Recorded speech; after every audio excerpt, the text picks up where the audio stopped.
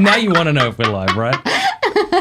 It's quite the water bottle. I know. It's you know what? What is it with women and water bottles? Trent buys this for jiu-jitsu. Okay. And then he gets... Why did he buy a pink one? You know what? I think he bought it for me, which is super thoughtful. But now every time he takes it to jiu-jitsu, it's like even... It's dented. More gay. Yeah, I think more that's... gay? You know what, though? Yeah, never mind. Okay. Yeah, it definitely is dented. That was probably like one of those rageful moments as a parent where it's like, it's either the water bottle or my kid's head. And you're like, it's the water bottle. I'm going to ruin this water bottle. I had a good day today. Yeah. Totally. Yeah, Matt didn't get it in the head. But why we're all drowning in tumblers? Tumblers? Yeah, what is Everybody. it? But it's it's just all plastic. tumblers everywhere. The microplastics? Well, what do you, is that why we have it? Is that what you mean? Like people No, I carry mean around like those tumblers? like that, but in this sort of size of a coffee cup. Yeah, you're drowning in tumblers? They're everywhere. I feel like we should restart this. No, we're not. This is as good as it Not an option. And not finding lids. Like if the US ever that's changes fair. its currency to That is mismatch lids fair. on tumblers. Yes, I know. We're I'm in it. moving We out of beat Steubenville. China. How's it going? It's going really well. Yeah, happy to be here. Thanks for having me. What's it like being referred to as Trent Horn's wife? You know what? It's the best. But also, I really don't want to embarrass him. And You so, will. You will. I know. I'm We're sorry, 5 minutes Trent. in. We got 3 more hours. It'll get worse. I'm sorry about the things that I said half hour from now. Oh my gosh, totally. Yeah, but no, he's such a great husband and father. And yeah, They pay you to say that? It's a good life. It's a good life. Yeah. What's it like being Cameron Fradd's husband? Yeah, good. I wasn't expecting that question, so I don't know how to respond. Well, I guess like, well, here's, I'm going to put it back on you. What's it like developing an online presence, when your husband already has one? Yeah, I didn't plan on it. I Yeah. really created the channel for like just my sisters kind of as like a... Like your friends, is that what you mean? Or Do you your want to know actual why sisters? I created the channel? Yeah. Okay, so people assume that I created the channel to like respond to you saying that women aren't funny, which we're not going to talk about. No, Let's we talk are about going to it. talk about it. Full on. Stay tuned. But yeah, but I didn't. I'm good friends with you. I've been good friends with the Fradds for like 10 years and, give you the benefit of the doubt that you're not a misogynist. But, but then Jen Fulweiler did this response saying basically that like all podcast bros are like secretly gay and that's why they're uncomfortable with like women. I didn't essentially. listen to it. You didn't listen to it? No, people told me that she made that response. Okay, yeah. I mean, When I think, said accurately that there aren't funny female stand-up comics. I think it was just in jest that she was saying it, but it was like angry jest, And I didn't want to. I don't want to start a war. Too late. I like Jen Fulweiler. You know what I mean? Yeah. No.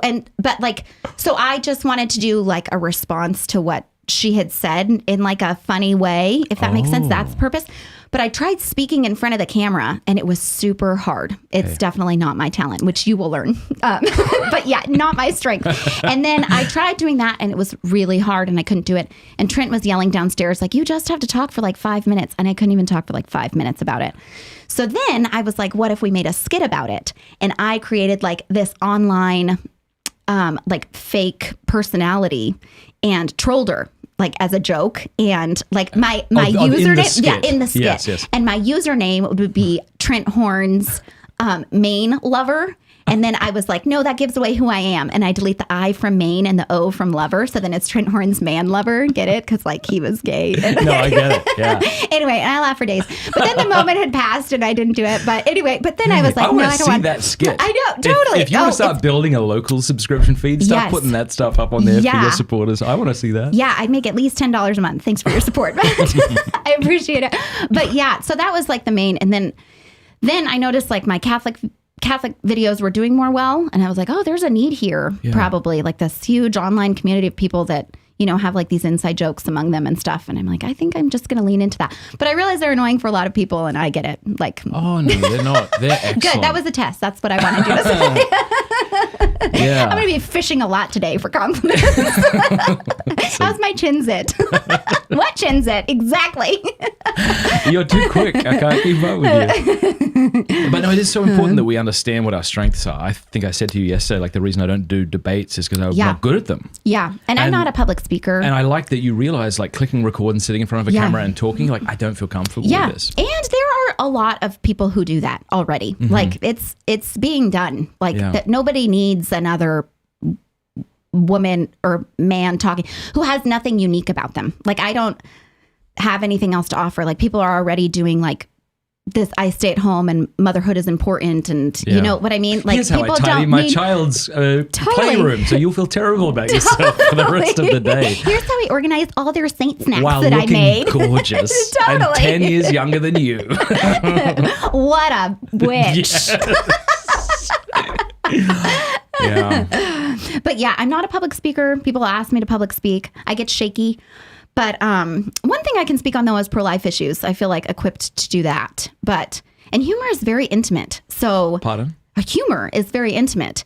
And so you kind of have to like get to know someone before you know like what they'll like. Like Val Staples called me the other day and she's like, I had no idea you were funny. And I was like, that's because I'm not going to call myself Laura the Hora in front of you. That's right.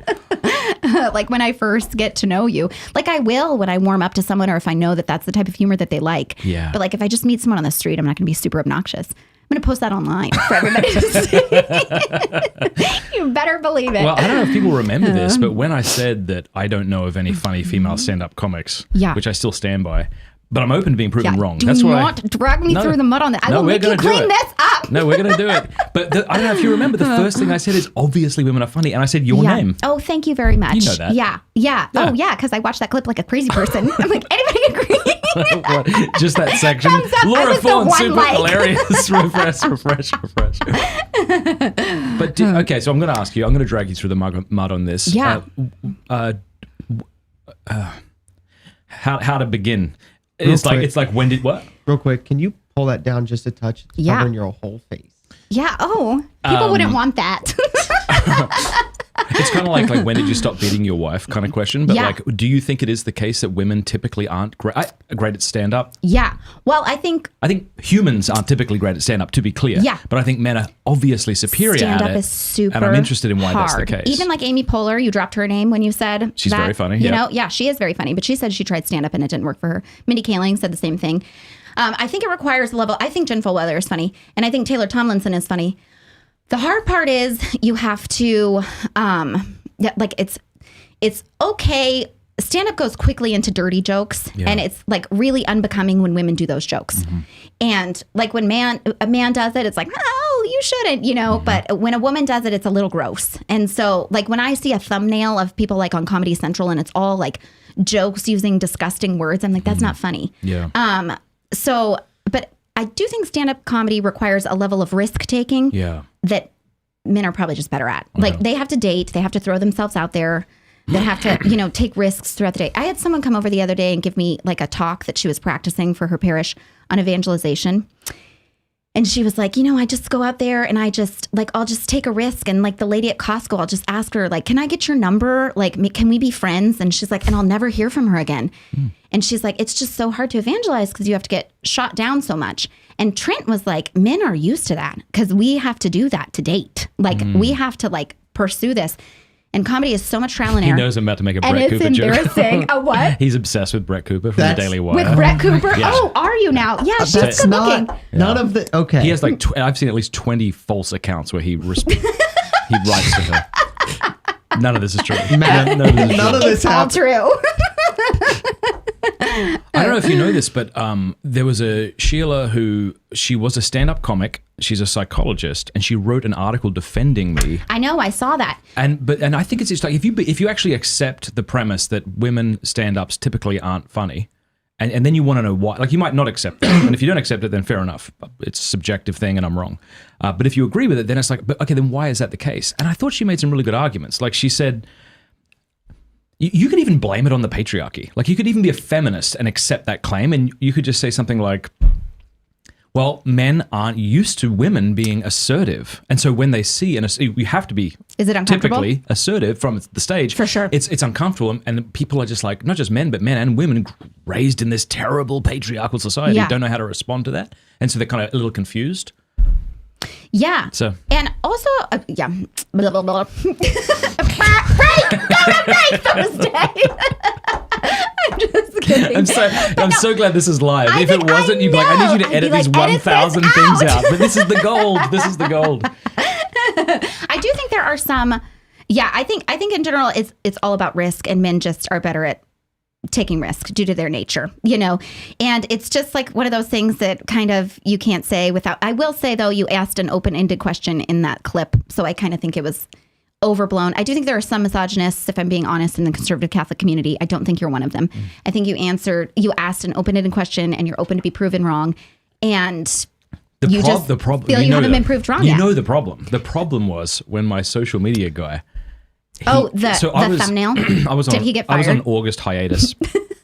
And so Neil titled the clip "Women Aren't Funny" and released it. So I wasn't around. Rough. I was just gone all August. I didn't talk. And then my social media guy tweeted it. He just tweeted "Women aren't funny" with a link. And so it's like, if you saw "Women aren't funny" on a YouTube thumbnail, you might be like, all right, clickbait. He's trying to say something interesting, maybe, or maybe you don't think that. But on Twitter, the trash heap, like you cannot just tweet "Women aren't funny." First of all, because it's not true. Yeah. So that's what happened. I do feel like men need to be more funny to get women. Like if Trent was a woman and wasn't funny, he might not get pursued. But he's a man and he's super funny. Yeah. And so like it is an attractive feature about him. Like, women don't. If a man is like creepy but hot, women run away. Yes. If a woman is creepy and hot, men are like, I'm still down. Right. I love you. Yeah. I love you. Yeah, like the fact that she's funny doesn't help me. But I do know so many funny women, but they're also stay-at-home moms, so it's not like they can venture out into like the like. But see, I would. You also have to have a career, and most people I know don't have a career, and the women who do have a career are generally more crass and don't live the same values. So that could be it too. Like you don't see. Yeah. You know, so I think you and my wife are similar in that you're both very kind of risk takers and bold. I think you're, to correct me if I'm wrong or rephrase what I'm about to say, maybe more sensitive to kind of criticism, whereas my wife is like a stone wall. Oh my gosh, I know. But I think you need that vulnerability to be funny. Like being sensitive to it? You need to be, I think, because when you go up on stage, like if you're not putting yourself out there, you're not being vulnerable, then you're not going to be that funny. Yeah. It's, you know, that feeling where you've shared too much and you feel terrible. Oh yeah, like right now. Every day I feel that, yeah. I think you kind of need that sensitivity as a comedian. Yeah, that is very true. Yeah, it takes like a maybe level it's specific types of comedy. Like I don't think Jerry Seinfeld is being vulnerable necessarily, but like our boy James McCann, who did some videos. He's super funny. He's so funny.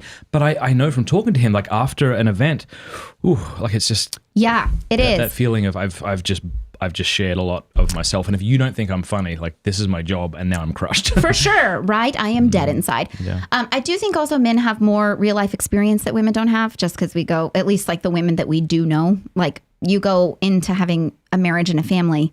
And so it's kind of less to talk about. Like, that's why I think a lot of women just talk about like, how's your vocation and how's your heart? Because that's like what we know, you know? And men who are stand-up comics, they have just like more, I guess you could say like real life experience. I don't know. I'm making a fool of myself, and you just made me lose all 11,000 of my subscribers. It's amazing. Dang it, Matt. It's amazing you got 11,000 subscribers. What I'm going to do is every time you make a self-effacing joke, I'm not going to go along with you, and it's going to create this more awkwardness. Okay, good. Yeah, because I'm I here think you're for it. terrific, and you're very good As you at just what mentioned, you do. I love it when things are awkward. Yeah. I'm not sensitive at all. What is that style? I mean, it's almost like YouTube has brought out this style of comedy. I don't remember seeing it pre-internet, so where you good. have quick clips back and forth, and you'll have two different people speaking to each other, but they're the same person, and they play different roles. And I don't know who started it, but Dude Dad is really good. I really like Dude Dad, and Trey Kennedy, maybe. I don't know. Yeah, he's There's very like good. this huge Christian community of people doing it right now that I really but you know appreciate what it. I've noticed is that people, they begin as Christian comedians. Yeah. And then they get really popular, and then the Christianity drops. For sure. Like, And maybe that's okay. Yeah, but they go more mainstream kind of thing. I know, it is a bummer. But or John Christ. Mr. Beast was like that. Mr. Beast was an out-and-out Christian in the beginning. Really? He had a scripture verse in his... when I was like 13, he still does good work. Yeah, Heals he the does. blind. No, he definitely does. But if you ask him today, you're a Christian, he'll say no. What? Yeah. That's so sad. I guess that's an argument against wealth. Like, the more you have, the less you need Christ. I don't know. So what's your favorite video that you've done? Oh, none of them. They're all horrible. You don't think that? Good. That was another test. No, I'm just kidding. What is my favorite video? Probably my Eminem one. How could I beat that one? That it was was a music so video and it was funny. so good. But most of them are improv in the beginning. And so I don't script them. And now I've started to script them more just because of the back and forth, but I still don't script them. And it drives Trent crazy. He'll be like, I have an hour during lunch to come home and film. I'm like, what should we talk about? And he's like, I can't help you with this. I do that with my wife. I set up the computer right to her to go like, what should I title it? I'm like, Totally. I have other things. I'm whatever. But that's good. That's when you're at your best, though. When you're That's just, what I said. I know. Yeah, and humor is When you're just unexpected. riffing, yeah. And so I'm like, no, I just want to do something unexpected, you know? Yeah, and humor also, I would say, is probably objective, like art. But then some people still like shitty art. You know what I mean? Like there is a really good type of humor and it should be appreciated by the masses, just like art. But some people will still buy modern garbage, you know? Like, and that's kind of how I view it. Like, it's not for everyone, but I like things that are unexpected. You know, that's when I think things are funny. So, well, it's kind of like, I think one of the reasons people enjoy listening to conversations, by the way, he's going to get up and touch cameras and things, and it doesn't mean anything wrong. I think one of the reasons people like conversations is that they are unscripted and more raw. And, good. Now thousands of people can hear. And if we were worried about trying to come off as like really scripted, we might say things more accurately, but it would be stale. And I'm Trent sure is that's so accurate. How does he do it? He thinks, oh, geez, could you stop doing that, please? What I do is whenever we film, I've got like a pile of $100 bills, and whenever he screws up, I just take one away and put it in my pocket. That's how rich Matt is, everybody. He does it with $100 That's how I'm the king of Steubenville. What were we saying? But Trent is so scripted. Like, but he's not scripted. He's just good. He thinks he's before he very speaks, and good. I do not, which is a problem. Everything that I say is what's going on in my head. Just so there's nothing there that I'm not saying. Yeah. But he's one step ahead. Yeah, Trent, I think, must think in like triple speed. Yeah. And as he's so articulate. Yeah. I hate That's how him. my oldest is. Yeah. But he doesn't. He thinks in triple speed, but he's also an extrovert 8-year-old. So it's really the worst of both worlds. But he's so cute. But he's like Trent. He could sell you anything. Like, yeah, he's very logical. He can talk us out of timeouts. And it's like, wait, no, I have the authority. You go back to your room. Like, how did you convince throw the water bottle at me? you again. Totally. Another dent in the bottle. You should see our black one. It's a problem. That's like mangled. Phrasing. I have super strength. The rage of a mother can turn a water bottle into ashes. It's funny because you kind of I say you made fun, but you were talking about like those women who like, let's just be real, you know? Let's just how's your heart? be honest. But often, I think what pissed Cameron off is often like that wasn't actually real. They're like, I didn't sweep my floor today. Totally. You know? Yeah. And my wife's like, you bitch. I raised my voice a little bit at Mary Catherine. It was horrible. It's like, okay, well, I dented my water bottle on my floor. And yeah, that's really true. It's like, I don't know. You do have to put your best. Maybe I assume those women actually are that holy. Like I've met them in real life. Yeah. It's just probably not what the masses are experiencing. And I think part of it is if you have your junk that together that you can have a YouTube channel and homeschool your 8 children and have a clean house, you're already of a temperament that most women aren't. You know what I mean? Like you already probably are more patient than the rest of us. Right. So, I mean, that's not bad. Like that's something for us to, you know, go up towards, you know, and I appreciate the work that they're doing. But it's definitely like, I'm like, okay, but how do I deal with my anger? Tell me really, if I should scream to a pillow, I don't know. I'm out of pillows.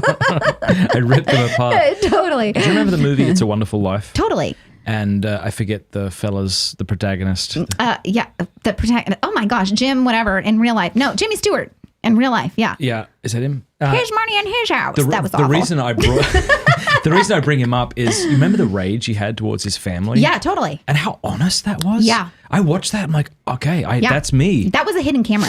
It was a real rage.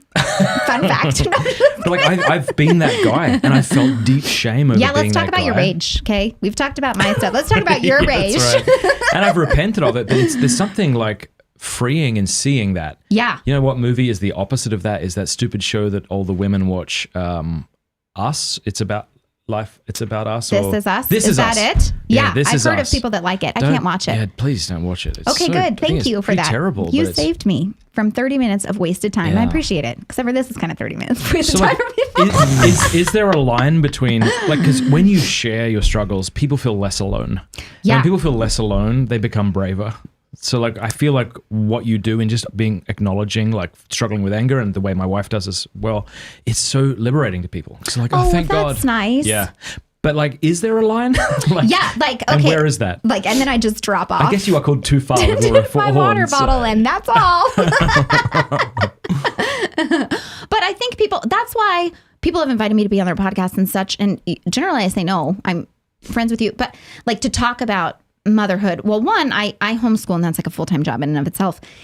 And I like to treat it as such. But also because I haven't made it yet. Like, I don't think people, even this is all anecdotal advice. Like, I don't think anybody should be influenced by anybody who hasn't made it yet. You know what I mean? Like, that's why we have the saints, huh? I don't think, exactly. Like, I think it would be like listening to someone who struggled with porn who wasn't out of that yet. Okay. You know what I mean? Like, I struggled with porn and I'm 1 week someone clean. Someone who's an overweight personal trainer. Totally, exactly. And so it's like, don't listen to anybody online and be influenced by them. The holiest people I know are not online. You know what I mean? Even you interview really holy people, you know, and like that's what I think is unique to Pints is you let people see the really good that are out there that don't have their own channel, you know, which I think is really beautiful. So myself excluded.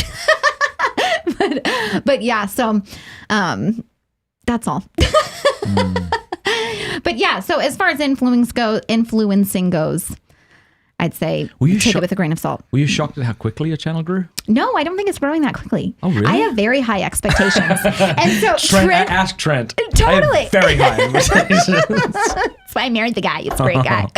But yeah, what I learned is it's really hard to get a subscriber and it's really hard to get a view. Like I was really excited when I would get 20 views at the beginning. They were all Elizabeth Evans. Thank you, Elizabeth Evans. But yeah, and myself. But yeah, it's from hard. Different computers, refresh. Totally. I mean, just got to get 30 seconds to count as a view. In fact, I was a little bit disappointed that nobody here in Steubenville recognized me. I'm just kidding. But seriously. Totally. But how can you say that? I mean, your videos do better than Trent's. Oh, thank sometimes. you. Thank you. Yeah, that's very kind. No. Well, it's also just true, isn't it? I no, mean, it's doing really well. Like you put up a video the other day, it's got like 20,000 views. Oh, that's very kind of you. Thank you.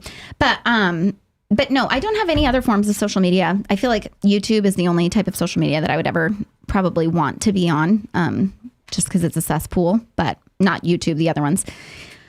It's so funny. I posted you going live on my Instagram and someone made a joke and I'm just now thinking, this is probably a joke that gets made on every single video you've ever done. What and is it's the following. Her husband should start a YouTube channel. He seems really smart. I'll tell him. Yeah. No, his channel is way more useful. Just go there. But no, it's been fun. It's been a fun hobby. At first, it almost ruined our marriage, so that's nice. How so? But okay, so Let's Trent would tell me things. Right, I'm here for it. But yeah, Trent would tell me things that aren't funny, and then I would cry. Like he's like, "That's not funny. That doesn't fly." And it was like, "He doesn't think I'm funny." You don't love me. Do you think he was right? But he's very melancholic. Oh, absolutely. Like, and then, but some things I'll insist on. Like, I'm like, no, I insist on that. Yeah. And then what the hell do you know, be included. Totally. No. Oh, flip this table. Sorry, Trent, why does Trent look more Jewish than Ben Shapiro? You know, neck up or neck down. No, I'm just kidding. What? What are we talking about? The beautiful Stop. thing is that whatever I say will be outdone by this woman.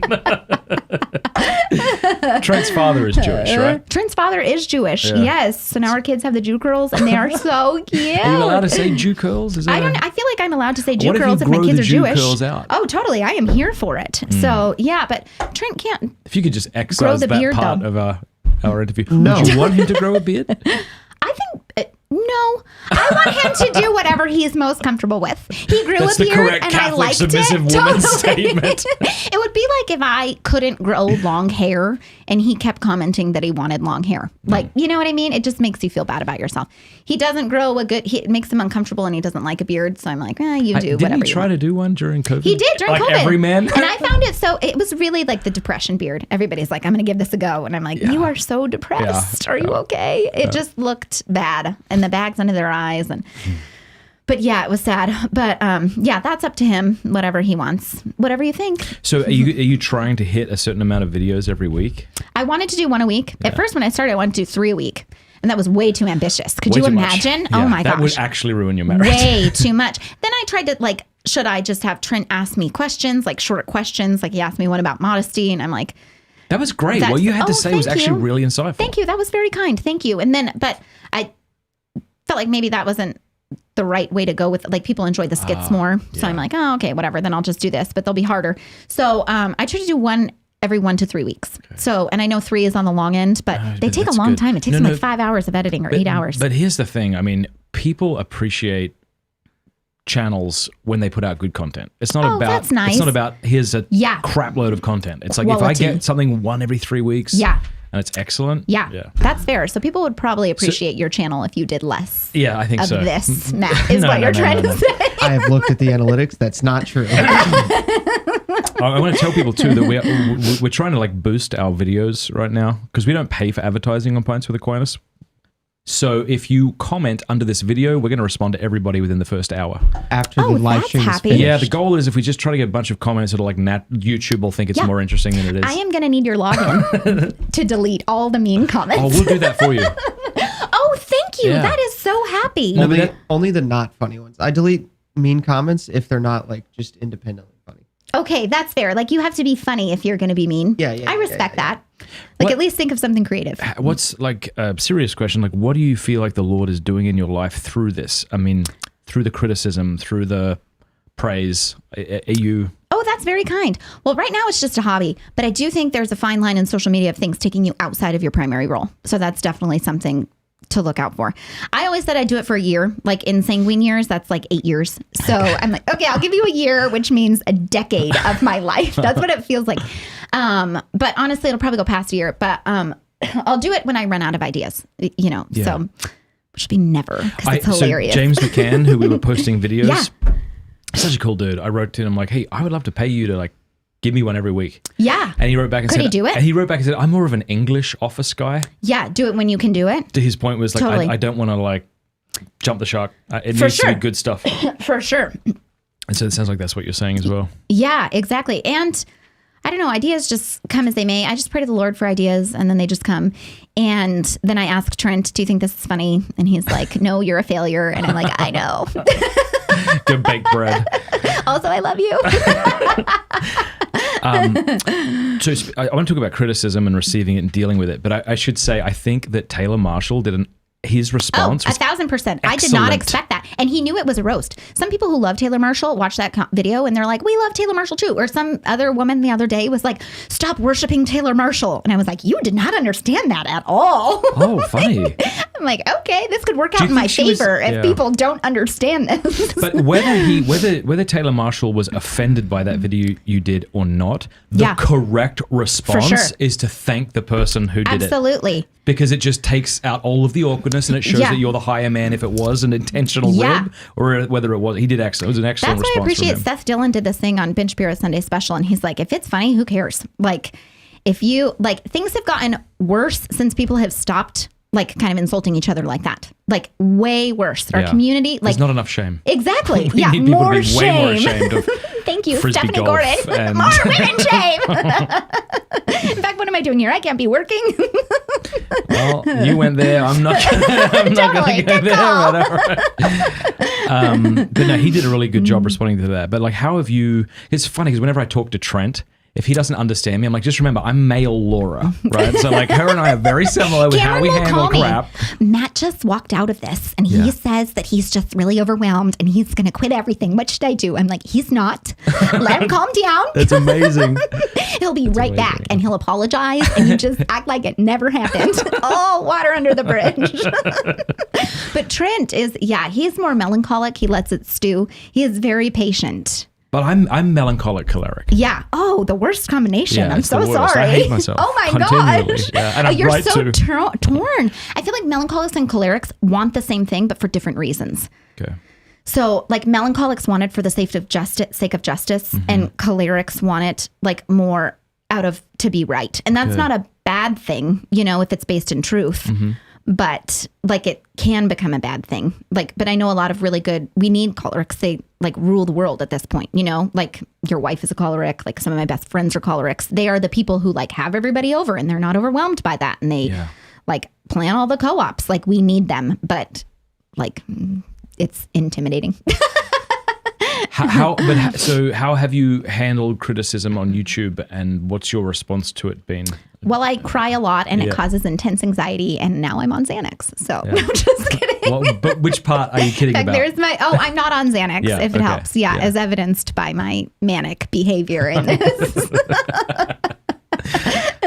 But Trent wishes. How have I handled criticism? Yeah. Well, I agree with a lot of the criticism. You know, if they're like, this is hard to listen to, I'm like, I get it. It was harder for me. If you think it's hard, try being in this brain. It's so hard. Let's do this. What's your worst comment that you've received about yourself? And I'll share mine. Oh, probably that the ones that say that I bring shame to Trent, because I realize what I know. Yeah, it's so hard. The nice thing is Trent would gladly give them the middle finger. Totally. Oh my gosh. Yeah, Trent does love me. It's very I'll talk about that in a nice. second, because he really does. It's actually, I'll do it now. It's annoying.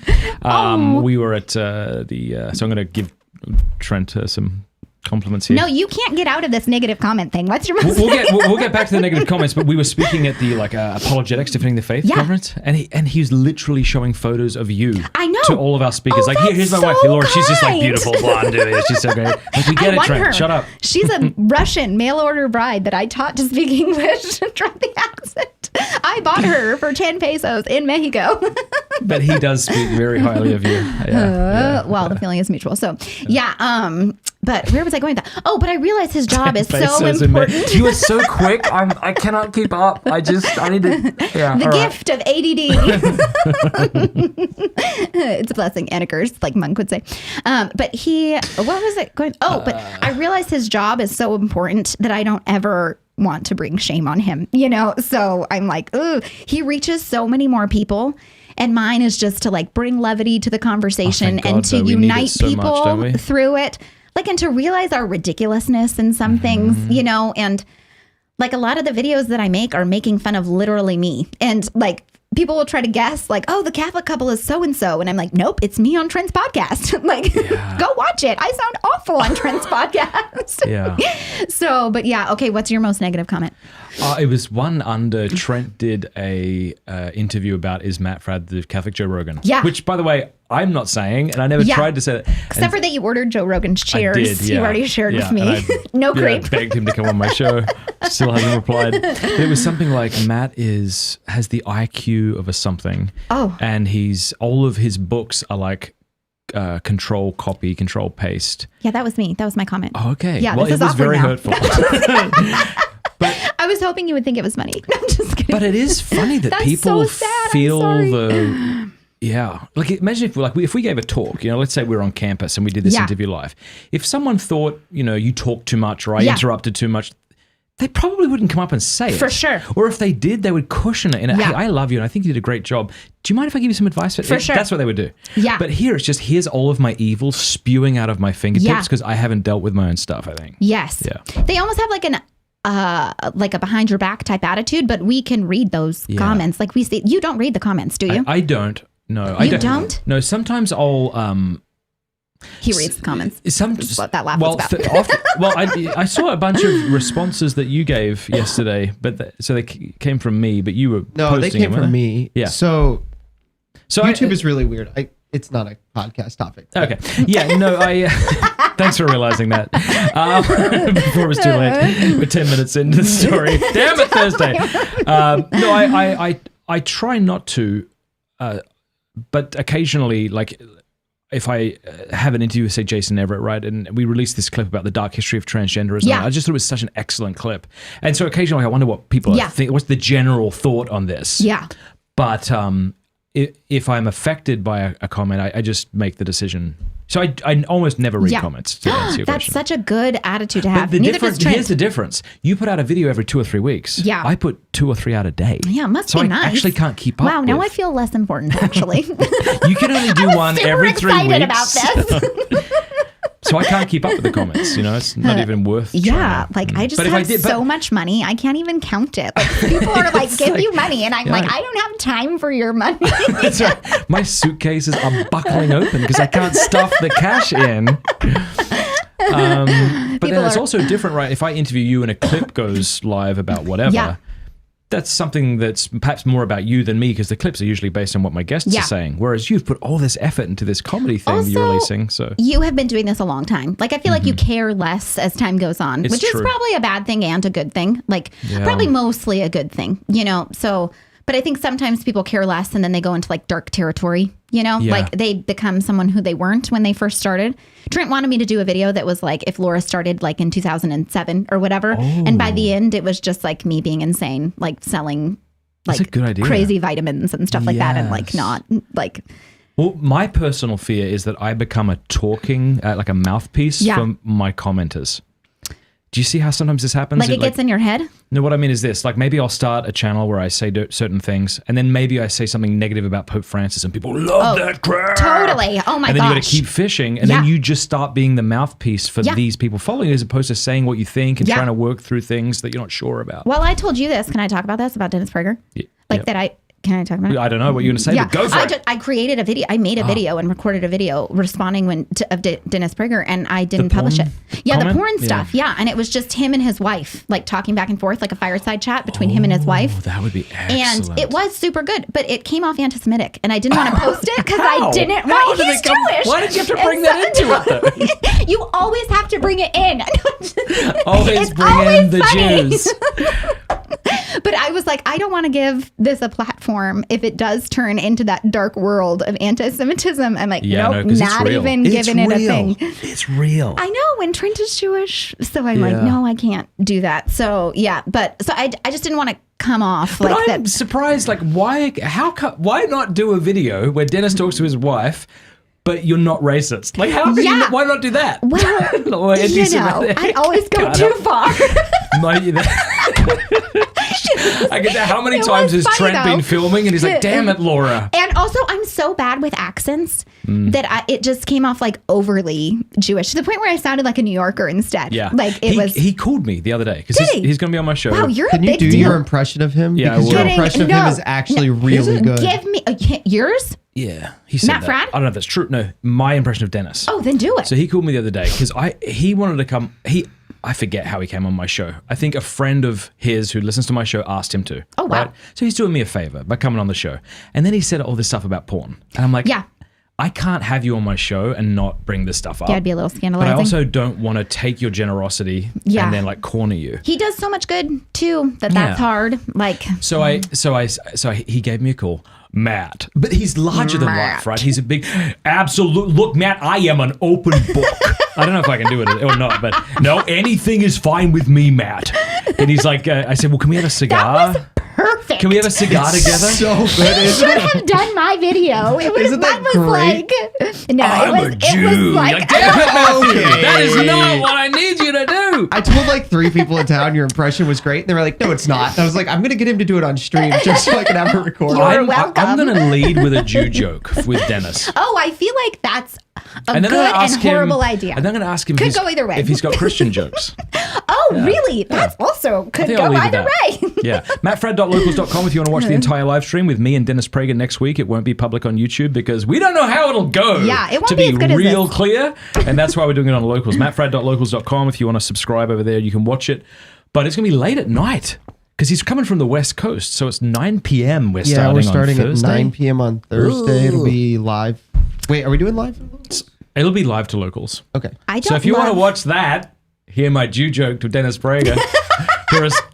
Hear me talk about why maybe porn isn't excellent. He never said porn is excellent, to be clear, but you know, but it is true. Like I think one of the cool things of comedy, and maybe how this video of yours that you were going to do about the Pragers or Dennis would have been different to Trent's, is like comedy really just drops your defenses, doesn't it? Oh my gosh. Yes, absolutely. Like, yeah, I'm People are so willing to receive all sorts of horrible things Yeah. said to them, like Chris Rock's awful Yeah. recent stand-up routine that conservatives were clapping for. Yeah. Because he said abortion's murder, but he doesn't seem to be apologetic for that. Yeah, It pissed me that's off, but- fair. Yeah, Louis C.K. did something about that too. Like he's like abortion, killing Yeah. babies, and like people clap for it. And I'm like, but he's not pro-life. You know what I mean? Like he's being intellectually honest, but he's not changing his mind on it, And, like, which is almost worse. Jonathan Van Maren the other day was on my show. He was like, you cannot simultaneously think something is a punchline and Yeah. that something is so serious it needs to be eradicated. Yeah, Like, that's you can't hold fair. this. That's a good point. Yeah, that's fair.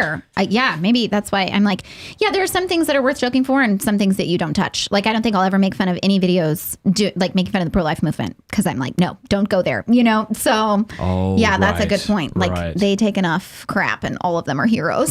So I'm like, nope, not even Not touching going that. there. But about- 9 p.m. p.m. You're gonna make it, No, man. it's gonna be 9 to midnight. I probably won't make it. I love nothing enough to stay up till 9 p.m. Like people are like Including the Trent. vigil, the highest mass of the year. I know. Yeah, like if he even, never mind. Doesn't we won't matter. even go. No.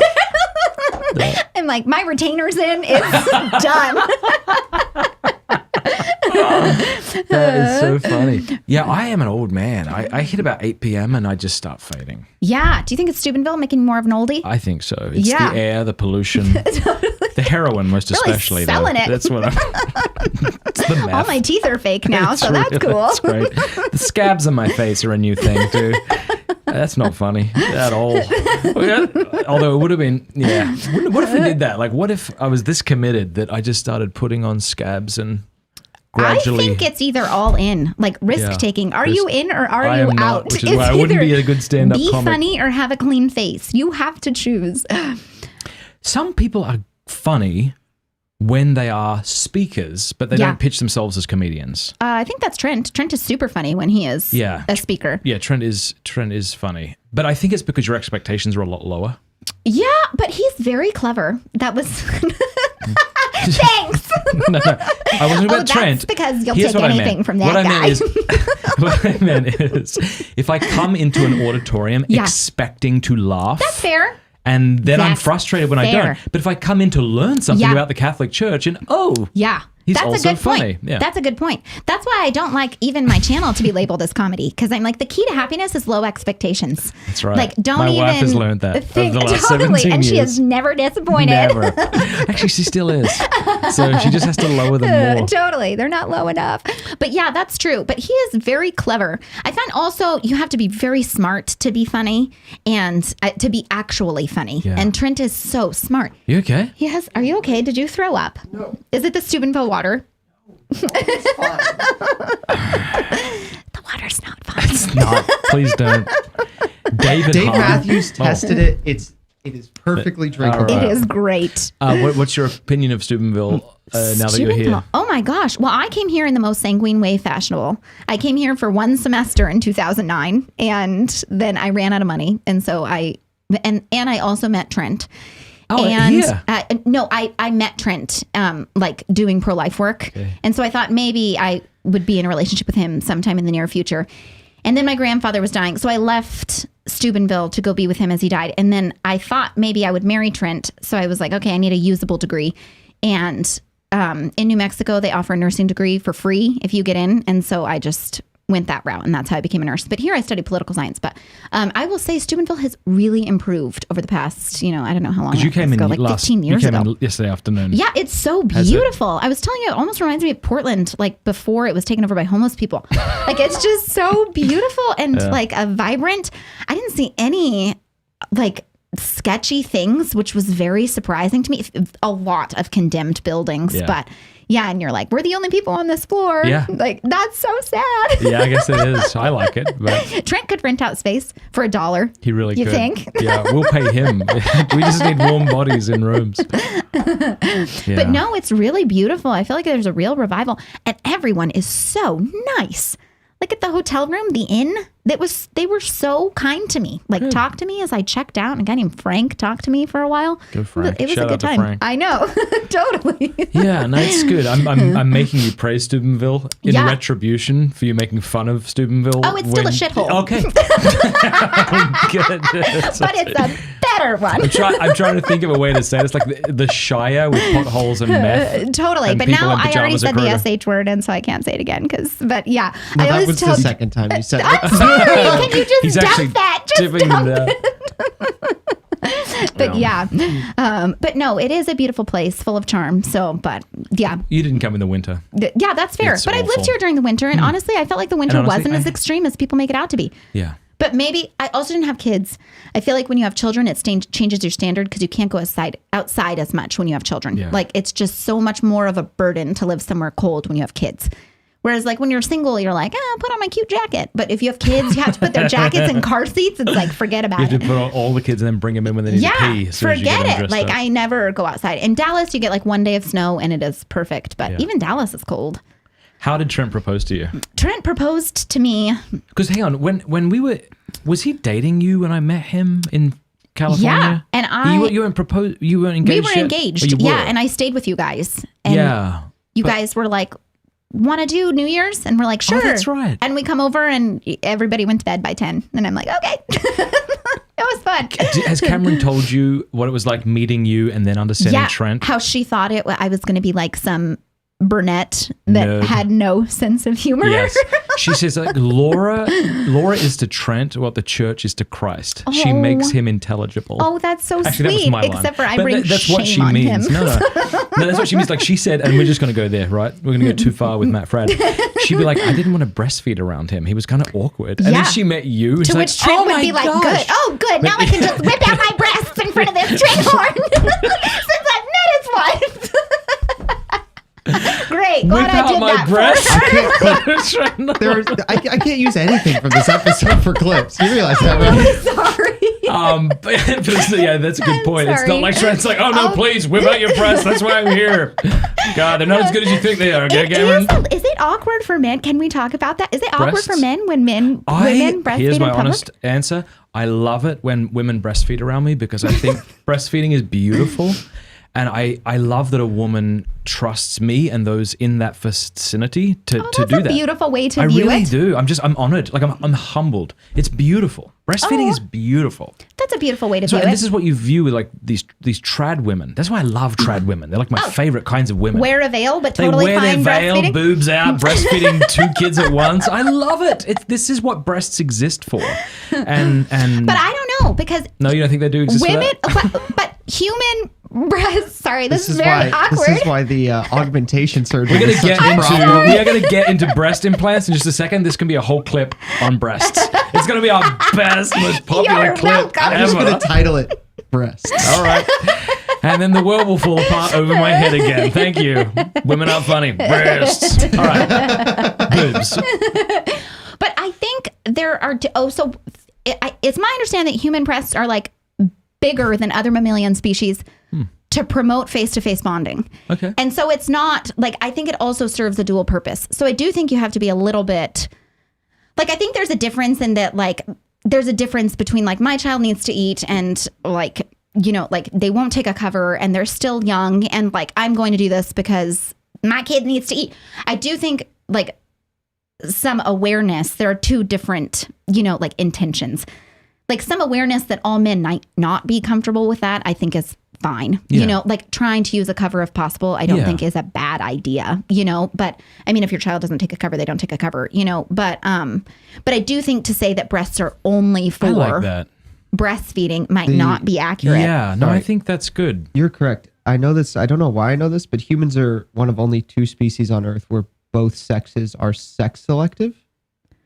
And they know that because of how much bigger breasts are. Oh, really? Sex selective. Yeah, What is how that? Yeah, do so you know most- that, Thursday? What does that mean? So most species pick the females are the only ones picking the mate. Okay. And wow. humans are one of the only species that males are also selective. Yeah. Oh, wow. No, that's cool. So maybe that's in some way, like, even though it sounded like a kind of like empowering thing to say like breasts exist for this, and in our Yeah. pornified culture we think something else, which I still think is true, right? Yeah. It's like porn has lied to us about what Yeah. sex is, what breasts are, what penises are, all this. But at the same time, we don't want to go to the other extreme and say, no, they are just for feeding. Yeah, so I like that, yeah. But I don't know. I don't think other cultures are like offended by, maybe that's just because they don't have like, I don't know why that reason is, but like if you go to Honduras, like nobody has issues with women breastfeeding in public or, Yeah. you know, other cultures. So I don't know why Americans are more uncomfortable with that, but then they're not uncomfortable with pornography. Yeah, I don't know why. It's All just right, like my wife's such a here. We're distortion. here to talk about breasts. So Okay, let me. Just in time. how are we going to do this? What do you think of like You know, we're gonna do it. Here come my wife's ladies. We are going to lose. Cameron looks so beautiful. All right, It's a little intimidating. Come in, my lovey. So here we go. Yeah, We are for sure. going to do some readjusting here in the studio to let my wife come in. Just like this? Nice. Thank you, Don't hit Thursday. that camera. Good job, baby. How are you? You look Cameron. lovely. You're so pretty. good to You see need you. to You stop look that. I said that every day I invite you to come on and then cancel just so you put on makeup. And it's a joke. bastard. Do you No, that's not true. If wear you didn't invite makeup? me on, I would not have makeup No, on you right don't now. need it. It was a joke. No, It's all come off women But need it's seriously. true. makeup. I need makeup. I only put makeup on when I think I may do a podcast. I put makeup on to check the mail. Like if Really? you saw, oh yeah, I do. I am very uncomfortable with My myself poor without mailman. makeup. I mean, And we don't know. But I If, think we don't that's even know if fine. your mic's on yet, do we? Is her mic on? Or? It's okay. She's loud Yeah, enough. just She doesn't wait. need a mic. Don't give her the mic. Please, God. Yeah, so I used to always wear makeup, and then I stopped when my daughters were noticing my makeup. So I did it for that's fair. Lent one year. I gave up makeup because I was like, I want them to know they're beautiful and they don't have to wear makeup. Where I was taught, you have to wear makeup. I was taught that too. You're beautiful if you wear the right. Here, babe. Sorry. Point your mics Bring that down. away from each other, otherwise I'll get cross. Yeah, that's fine. Yeah, and you listen. If this sounds horrible, we'll send one of these I can women go away. outside. I'll leave. Bring it down. Bring I it don't down. need to be a part of this. So we're talking about breasts. Okay, breasts. So I want to talk about, and let me just sort of set this up and then get your responses. Please don't do that. Yeah, it's a lot more comfortable if I have women talk about this than if I talk about it. But I feel like it's seriously problematic that many Christian women don't think it's seriously problematic to have boob jobs. Yes. And there's a distinction that needs to be made Who between do like. you know that thinks it's okay to get a boob I'm job? not going to say their names, but I No, know but them. there are multiple Prove it. people. No, I'm just Yeah. kidding. No, Oh, really? I did an episode. Just let me Yeah, I guess let me that's- Okay, you finish unspool first. this, okay? I'm going to have to do that repeatedly, or else I'm not That's going to finish a sentence. Yeah. Okay, Cameron's mic's live. Obviously, there's the distinction that has to be made between plastic surgery and then cosmetic surgery. sure. So if somebody has to have a boob reduction because they have backaches, that's one thing. Obviously, I fully understand that. But I think it's sad that we live in a society where women think it's okay, and their husbands may be encouraging them to like stick silicone in their ass or their boob. I don't know what they do with the lips. The lips look weird. Don't do that with your lips. Yeah, it is. You're going to look ugly eventually. Just look Yeah. ugly and normal. Don't Embrace look ugly it. and weird. Ugly and weird Yeah. is way worse than ugly and normal. But here's the thing. I feel like with boob jobs, there's a difference between getting a boob job and how many times can I say boob? Boob. A lot. A lot, it turns out. We're going to have a little counter. He's going to go 1, 2, 3. To look normal and to like look abnormal. Like I don't think the church has a teaching on it. So I think It would there seem can to me be- that it would fall under the sin of vanity. Yeah, but like I know women who are born without like breast tissue. Like But with, see, but you have don't to, think that would no, be more? But you haven't listened. Sorry, that was really But that would insulting. be- There's the yeah. distinction I just made between cosmetic and plastic, right? But that would still be plastic surgery. Yes, but it you're would saying be. like to It look would normal. be. That's what I'm saying. So Like to look normal versus abnormal. And that's fine. Yep. So I'm yeah. with you. But my problem with boob jobs is that women who get boob jobs like to show their boobs a lot. Yes. And like Well, go big or it go is home. Once totally. you've They're done like, it, I paid flaunt for it. these. And it's like, wow, she Sure. has $5,000. But like there's a woman who we know who has a boob job.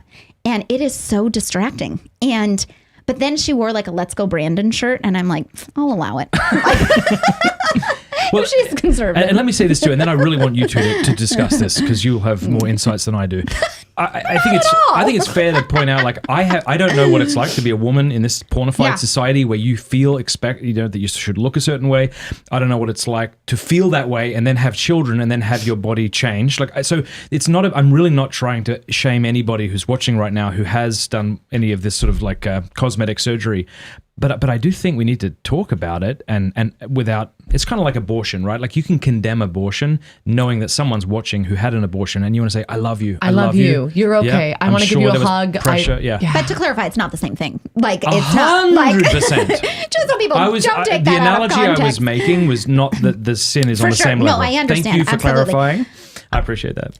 But so do you think it's always immoral then? Is that your argument? If I it's think done it's for it's cosmetic always immoral. reasons, Yeah. Like I you- think, yeah. it's a imprudence or misuse of funds. I think it's vain. I think it's But then But what like would you say to a girl that had cancer, breast cancer? but he's saying that's not cosmetic. This that's would be the like, third time Oh, I yeah, would have I'm to sorry. respond Yes, to this. you're This is why I tried yes. it. This is where I always get in trouble because people don't listen to what I'm saying with the women aren't funny thing. I'm like, go listen to the first thing I said. So it's like like plastic surgery, cosmetic surgery. We have to make the distinction. Both are under the umbrella of plastic surgery. One is for the sake of making your body look Right. the way it should, and the other is to abnormal enhance versus it. normal. To And I look knew like you a- felt that way. Yeah, I thank just you. wanted you to say it again. Yes. Because I'm gonna just need to. Ooh, this Yeah. is uncomfortable. Let's lean in on this. No, Let's what drop she the means boob is people are subject. going to be people very are going critical. They're to not be going to very hear critical it. Yeah. and not hear it. And so that's why I want to Totally. hear where you're coming Let us from. know in the comment section what you think about lip jobs and boob jobs and face But here's the lifts thing. and- I would get surgery on my face if they had a surgery for acne. Like I would. Is that vain? No, well, it might be, but I don't think. acne's But I also think a that. disease, But I think so that's it's okay. like, I okay. think, yeah. It's the same thing like if you were born and your ears were like unusually pointed out. To look normal have versus corrective abnormal. surgery. Yeah, that's true. Obama. I'm okay with that. I think that so I struggled with a lot of acne stuff, and I feel like I had One up in me on acne. I'm not trying to one up you. Yeah, always gonna win. I have more pimples. Let's take off our makeup right now. I did Accutane, so that it's ruined awful. my gut. Yeah. Is that right, love? I think well, It's horrible. multiple things ruined my gut, but Accutane's one of them. Super suicidal. Yeah. Reasons for suicidal Is that thoughts. And right? they won't even put kids on it. Yeah, they won't even anymore now. But back in the day, I was put on They it. do put kids on it now. do they still? recommended it for me. Yeah, they did. Oh, And I was wow. like, no, I'm not that. You're like, I'm Into it, I actually know. medical, and I've read You the don't look side like you have effects. acne at all. Yeah, that was the answer I was looking for. Thank Is you. it It the- took really you don't- that long. Is it You makeup don't. or do you just not have it anymore? I wear so much makeup. People are like, that woman looks fake. And I'm like, power to her. But I don't wear that much makeup. But also, I've paid a lot of money to go the holistic route to try and cure my acne. Because it means something's wrong. Not because I care what I look about Do you necessarily, need her to but move it over a means my touch body. this way? No, I just the Is it not camera working? weighting is just weird now. I don't know what that means. Camera waiting? The weight of the frame because there's more people on this side, so even though it is centered, Do you want me to it's move? off-centered. No, you're fine. Closer. I'm just- What I, Vanity. okay, but back to the boob job thing Yeah. that you're talking about. So I did Boob an job, episode. lip. Like, let's put it all in one. Yeah, so I put it all in one, but I labeled mine boob job in particular, but all cosmetic surgery. And I was like, please don't do this because I feel like what happens is they think they're going to fix something and then they will feel better about themselves. And all it does is make them feel worse about themselves. Maybe they feel better for a little bit, but then it's like, okay, I'm only beautiful because I have these big lips or Yeah. because I had my face, lifted. Yeah. Or I'm only beautiful because of these big boobs. And then other people are like, you have great boobs. And you're like, see, everybody loves my boobs. It actually makes you more insecure love 'em. about who you are. Yeah. Because people are only seeing your big giant boobs. And they're not seeing you. So I think your self-esteem actually gets lower I and don't- not You higher. probably don't know about this story, but there's a Sheila called Black China who was one of the top revenue makers on OnlyFans, which is yeah, like and a then she just pornographic left. site. She left. I think she became a Christian a year ago, and she's now having all of like her boob job, her butt Yeah. job, her lips, everything's being taken out. She's like going back, and wow. God bless her. I mean, being public about that, I hope that that'll be a. But you see, it's worse than whack-a-mole. Like when you notice that you're getting older and Yeah. you try to take care of something, Yeah, it looks worse. it just kind of looks a bit awkward. And But like I know people who have like saggy eyelids and they take them up, like small thing. Like when does it cross the line into like that doesn't look like that's why I go to like the abnormal versus normal. Also, the church doesn't have like a specific teaching on this shut that I'm up, aware Trent. of. So this is I all get it, Trent Horn. anecdote. I'm This is so saving your Trent. show, You're Matt. like, Fred. you're like- Here are my 4 Can I points as to ask why. a question? yes, So no. Did you get a boob job Thursday? We forgive you. No, but on the eyelid thing, I want to hear your question, but one second. My grandmother had that surgery and my mom will probably need it. My dad will probably need it and I'll eventually need it. And it's not because I think my 'cause you can't eyelids see? look fat. It's because Yeah. you can't see. Like they eventually That's true. come down like this and Yeah, like so you plastic, and, like cosmetic, and I understand your point. Like, where is that line? Yeah. fair enough. Okay, Thursday, what was your question? So it seems to me, because I hear people say this a lot, that, the church doesn't have a specific teaching on this. Yeah. But if all of the constituent parts of something Yeah, that's are fair. taught on, then it would still be immoral, right? That's fair. 'Cause Like, the you church can didn't deduce have by an it. explicit teaching on contraception till, 50 to 60 years after it was taught explicitly. But Yeah. all the the constituent parts of contraception were still condemned. Right. So we would still have to have said in like the 1930s that contraception was immoral. And let me make that's fair. let me make my claim more modest. Even if I accept that it's permissible, I'm not even. What if I just say, here's some good reasons not to do something that's permissible? Yeah, I think that's Yeah. perfect. I just don't. I think since I am scrupulous, I'm very sensitive to the fact of someone saying like this is immoral when the Yeah. church might allow dispute.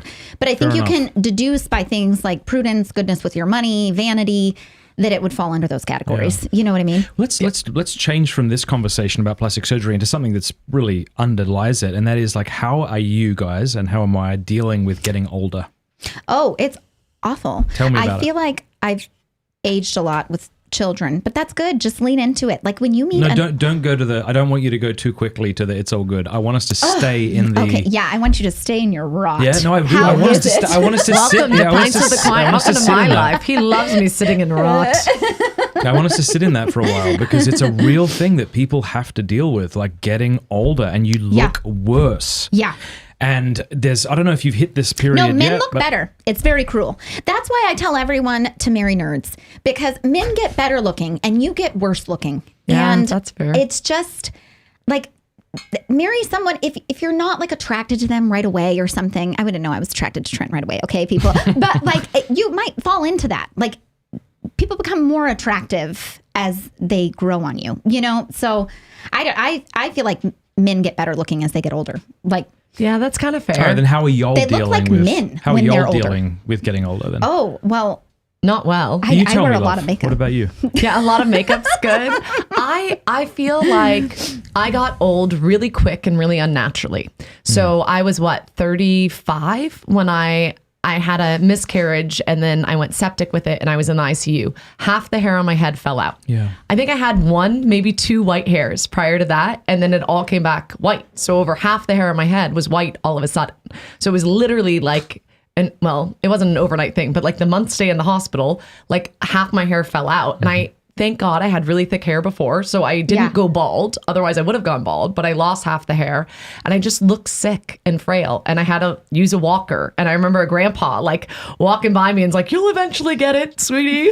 I'm like, oh, like he is so much older than me, but it's moving so and much yet better. you still have the confidence of 10,000 men. Yeah, you really do. Yeah. I could beat that old man on this walker any day. I have more gray hair than you bastard. I have more hair than you. You're bald.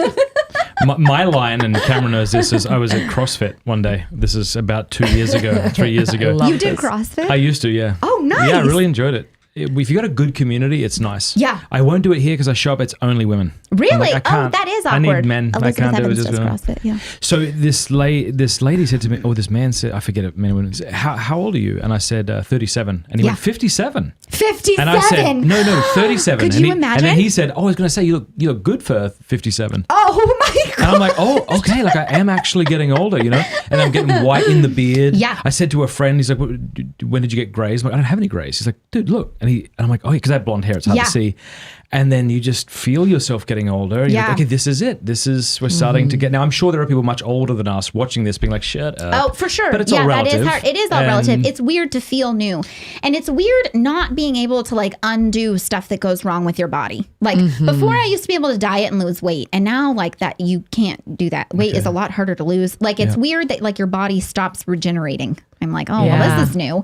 But it's good. It's like the scars of motherhood. I have to remember, I can believe something in my head and not feel it in my heart and still Yes. know that it's right. Yes. Like, I'm like, okay, it's like church teaching that you don't necessarily agree with, but you're like, it's not like, I'm still going to submit to it. You know, like everybody I gets like that, old. yeah. It's beautiful when they do. And But I think it's so important that we accept our age. I know that's an obvious statement that everybody would agree with, but like you only have to. I was watching U2 the other day. It was like an NPR music thing, and I was like, I haven't seen these guys forever. Yeah.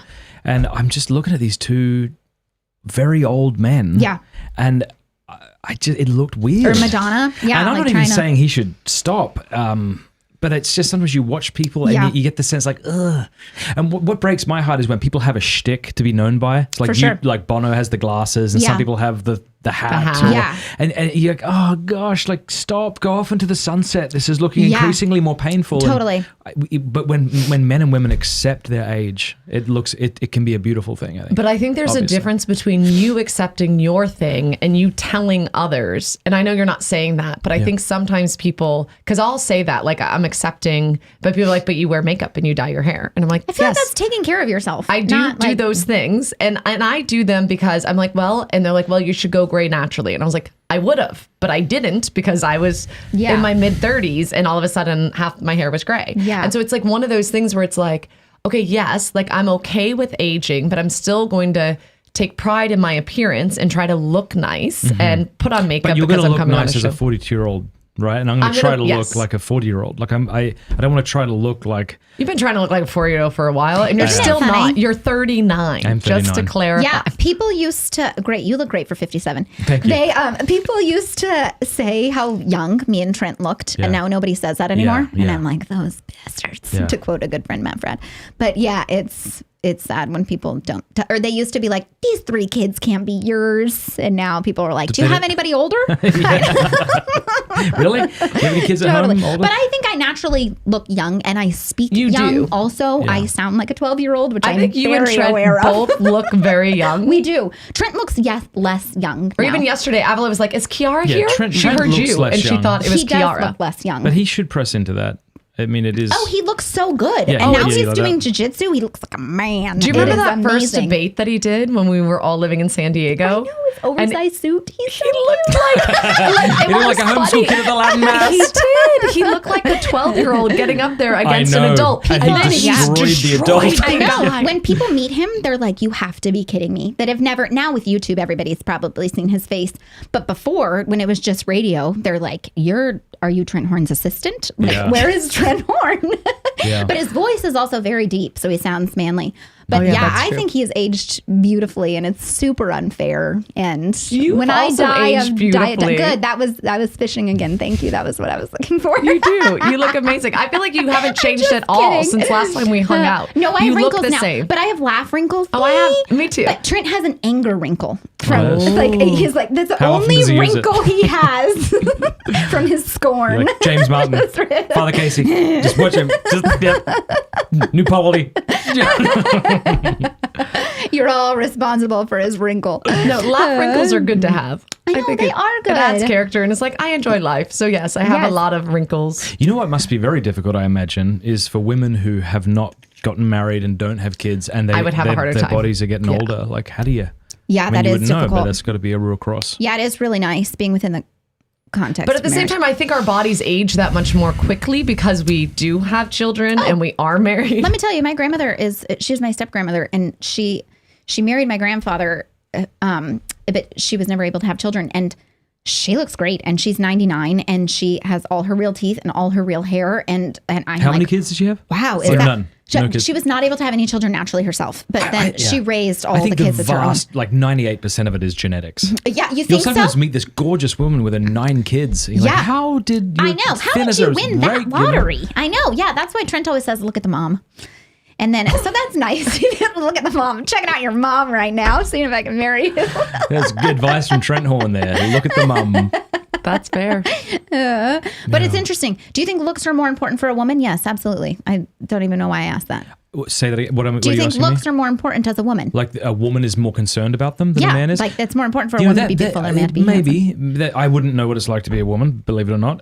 But I also think that there is more pressure on men these days to look a certain way that they may not have been 20, 30 years ago. I think that's bad. I think it's kind of I gross think if a that's man cares for true, himself that much. but Yeah. I still don't think it's as much as a woman Yeah. for the way she looks. Yeah. So even This is like why I have such respect for women who go on Instagram and don't have makeup, like Drew Barrymore. Like, whatever you think about her, for some reason I went down a rabbit hole and went to her Instagram page. Yeah. She's so lovely. I mean, I love that she posts Yeah. photos of herself just like without makeup. I mean, does she? that takes Nice. That takes courage in lot a of social confidence. media age where everyone feels the need to call you something bad. Yeah. I think it's Yeah. beautiful. Yeah. Yeah, that's fair. But so have you ever heard of the fallacy of the beard? Yeah, like when does it become a beard? Yes. Yes, I've heard so of it 'cause just I'm married because to you Trent. can't say when X begins, it doesn't mean you can't say what X is. Yeah. So this may not be a beard, but if I keep growing it in 3 months, it For may sure. be. But just because you don't know when it started doesn't mean you can't say what a beard is. And I think likewise, maybe I don't know when or whether makeup is an example of vanity, but I can say something about boob jobs under certain circumstances Right. and bum jobs. And Right. like, yeah, I just think we need women speaking against that with love for their Yes. fellow sisters. Yes. And I think that what's interesting on it is I think that you assume that most of the other people that are practicing Christians are on the same page as you, and they're not. So like I did this episode saying why you shouldn't get a boob job or whatever. And this girl, something in her title, it was like, I don't know the exact name, but it was like trad mom or something. So like she's a Latin mass goer, traditional Catholic, and she completely disagreed with me and was like, Cameron, you're wrong. Like absolutely, it's totally fine for women to get boobs jobs Well, I after. think in that community, there is like some expectation to serve your husband, and I think if they Yes. think it is like this serves your husband, then it's fine morally. And So- I'm not even saying morally. I just think I don't think it's a great idea. Yeah, I don't either. I'm not even touching. And that was But my I think thing. I'm that like, would this be isn't their a moral reasoning. I don't agree with that. I think your husband should, like, whatever. You're in the dark 50% of the time anyway, so who cares? But my whole thing is like, okay, if so when we got married, I was rather large endowed. And I am not now. Prove it. Show pics. Too far with Cameron Fradd. Don't. Thursday, please don't put up photos in this clip. Please don't. No, it honestly could just be a photo of me in my wedding dress. And just my point is, like, I'm a small built person, and I used to have. I remember actually, we had okay. So there was Here we this go. nun. We're about to. This is how this Trent okay? feels when you Too do far. live streams. Here Too we go. far with No, Laura. you I'm guys. trying I'm to going to go play too far with Tetris. You Laura. guys go. No, but a nun said something mean. She saw a picture of us when we got married, and she was like, "Oh, you were such a beautiful bride. Too bad that you were Too bad you were immodest." dressed like a whore. Yeah. Well, most wedding dresses are immodest. Right. So here's the thing. So my secretary at the time, I was a youth minister. My secretary, God bless you, Janet Haffernick. I don't think you watch the show, but if you do, you're wonderful and amazing, and I love you. So she is Janet Ragam Haffernick Christie. She has not died. 3 years ago. I'm just kidding. You weren't invited to the funeral. No, she is Ragam Christie, daily mask goer, always wears a skirt, always like very proper, Feminine. beautiful, Yeah. extremely feminine. And I remember getting upset when I got my wedding dress, and I was like, oh my goodness, because they put a size 10 or 12. I don't know what size it is. It's a bigger size that you try on. So, and then they pin it to make you fit. Just go easy with the next description. Just no need to get super graphic. But Anywho, no, Bit the tight. dress just looked different when they ordered you go. it in Different. my size. It looked different. And I was nervous about it. And Janet was so lovely. And she's like, Cameron, you are going to be a beautiful bride. You're going to look amazing and wonderful. Like, I'm sorry, the Lord blessed you with a good figure, and you can wear like a burlap sack, and I would still notice your figure, Yeah. you know? And I just thought it was very sweet of her. And I was like, okay, this is fine. And I do think I had a beautiful wedding dress. I do. If I got You look married gorgeous. now, yes, I would have tried to find We would something. do so Had much a different different now. one? Yeah, who wouldn't? It was a beautiful, more charismatic mask. Yeah. What if it just got super awkward and you're like, we would do so much different? Like, I would have married this schmuck. And I'm like, wow, okay. Yeah, and I just gone looked after down that at the shred floor. Way guy. differently. Yeah. How have your opinions on motherhood and being a wife and modesty and all those topics that we probably talked about when you all Yeah. were single, how have they changed, developed, grown? How's your heart? I think you get more credibility as you have children Yes. and you're married. So your opinions change a lot. I think the main one that sticks out probably, I don't know if you want to talk about it or not, is like, I think I used to be more pro or more open to women working, and now I'm not. Yeah, so break that open for us. I'd love to hear how. Well, why that's you, it. There's nothing beneath the surface. Ding, just a broken. sound bite. I Yeah, agree. yeah. I'm with you on All that right, too. so tell But me I why. did So, work. like, if Trent, when you guys were dating, and he's like, I really need you to stay home Yeah. and look after me and the kids, you would have felt how? Well, I think a lot of careers that women go into used to be vocations. Like nursing and teaching used to be a vocation, and now it's filled by lay people, and they treat it as a vocation. And so, like, oftentimes women in those professions are trying to serve two things. And some women can do it successfully, but some women of certain temperaments, like myself, can only serve one master, you know, like, and so, yeah, if Trent would have told me that, I don't think he would have told me that at the beginning. I don't think he thought that either. Maybe he's changed a little. So, he's changed a ton. And I think it's because we've seen the fruit in our marriage of me staying at home. So what was it like when you worked as a young wife? Yeah. And then why did you quit, and what's been the difference? Well, I think you can work as a young wife if you don't have children, but someone has to watch that child or those children, you know? And so our marriage was falling apart, to be honest, like when I was working, and people at work, they see the best side of you. And, you know, I'm not saying that it's a moral sin to work as a woman, but I'm saying there needs to be a serious reason to justify Well, we it. can just to talk about it from your own perspective would be helpful, right? Yeah, So it's we don't all have to make claims on anybody else, but yeah, for you, totally. No, So- it was not So great what for our were you family. seeing in your marriage where you're like, I need to quit this job? And you went to school for nursing, so you well, invested a big you part of wanna your be life. vulnerable? Yes. I'm for it. Yes. Okay. Let's hear it. Well, okay. So I got super close to a male coworker. And I share this testimony in we used to do like a marriage encounter weekend, and I shared this testimony, and I got too close to him. And you start, I wouldn't say developing feelings, and Trent knows all this stuff, but I think that's how affairs happen. They happen very slowly. It's not like you know, just have an affair with someone. You get to know them. You're Yep. attracted to their temperament. They see the best side of you. And like Trent was very uncomfortable with it. And I was like, well, we're just friends, but he's not a jealous person at all.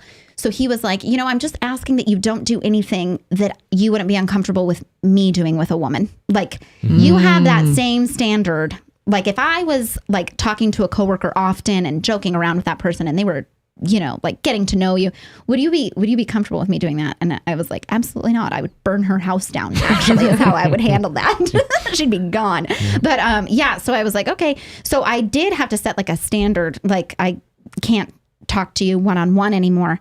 And it's so hard because you don't want to, like when you do that, you assume you're kind of making an assumption about the other person that they're attracted to you. So it comes off very awkward. Like, like I can't talk to you anymore. And they're like, you're just my friend and I'm not into you that way. You know what I mean? And so, so you're like, well, I misread this. And so, but I didn't misread it. And so, but I think things happen slowly within the workforce that are, and not everybody for sure, but I think I'm someone who is like, vulnerable to that, to like someone's personality or, so I have to be on guard for that. No, like, I don't know if you feel this way, but for me, the most attractive trait in a woman is if she likes me.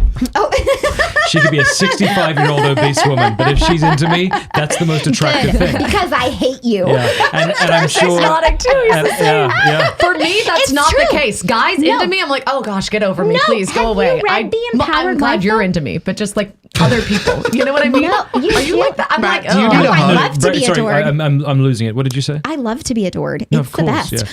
So, so was that? Yeah. Anyway, keep But going. no, so that is just one thing that was like, like chipping away. Trent was staying at home and he's great at it, but it's not his role. It's not where he finds strength. He has a mega brain and to be watching a kid all day is soup for brains, Yeah. So he was really, I think, struggling with that. And then he was so patient. And I told this story on Lila Rose's show. She's like, when did you really, like, what's the best moment of your marriage? And it's when I came out of working and like he had waited for me.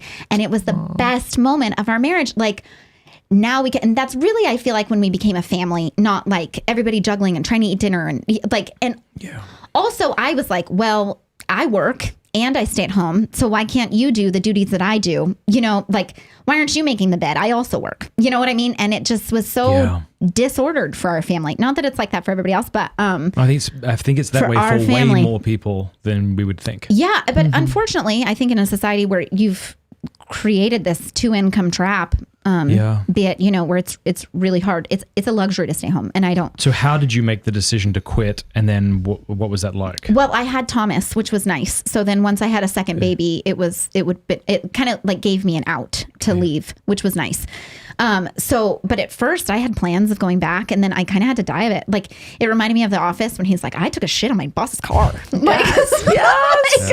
done. On Bernadette's I Bridge. took Can't a go crap back. on his car, and I'm so sorry I keep saying that word, but That's okay. really I said much worse. So, but yeah, that's what I had to die to it. People ask me all the time when you go back to nursing, and I'm like, I can't even go down that road. Like, my temperament cannot have long-term goals without me always like worshiping that as like the end goal. It's I mean? been beautiful to see Christian women reclaiming the beauty of being a wife and a mother, which has just been crapped on by our society. Like, if you're just staying at home, you're wasting your life. And it's Chesterton's excellent quote. Chester mom. Yeah. What is it again? Here we go. The slave. Feminism is mixed up with the idea that a woman is free when she serves her employer, but a slave when she serves her husband. I also like the other one where it says, like you could be one thing to a lot of people, and we like look favorably upon that. We're like, that's wonderful. But for you to be everything to one person, or a few people, your husband and children, a few people, like, we look down upon that. I have so many stories and about you've that. taught them everything. Yeah. And are you seeing, like, in your circles of women, are you seeing them waking up to this fact as well? All of my friends stay at home. Yeah. Most of my friends stay at home. I have a few working moms and a lot of moms who don't want to be working, which is sad.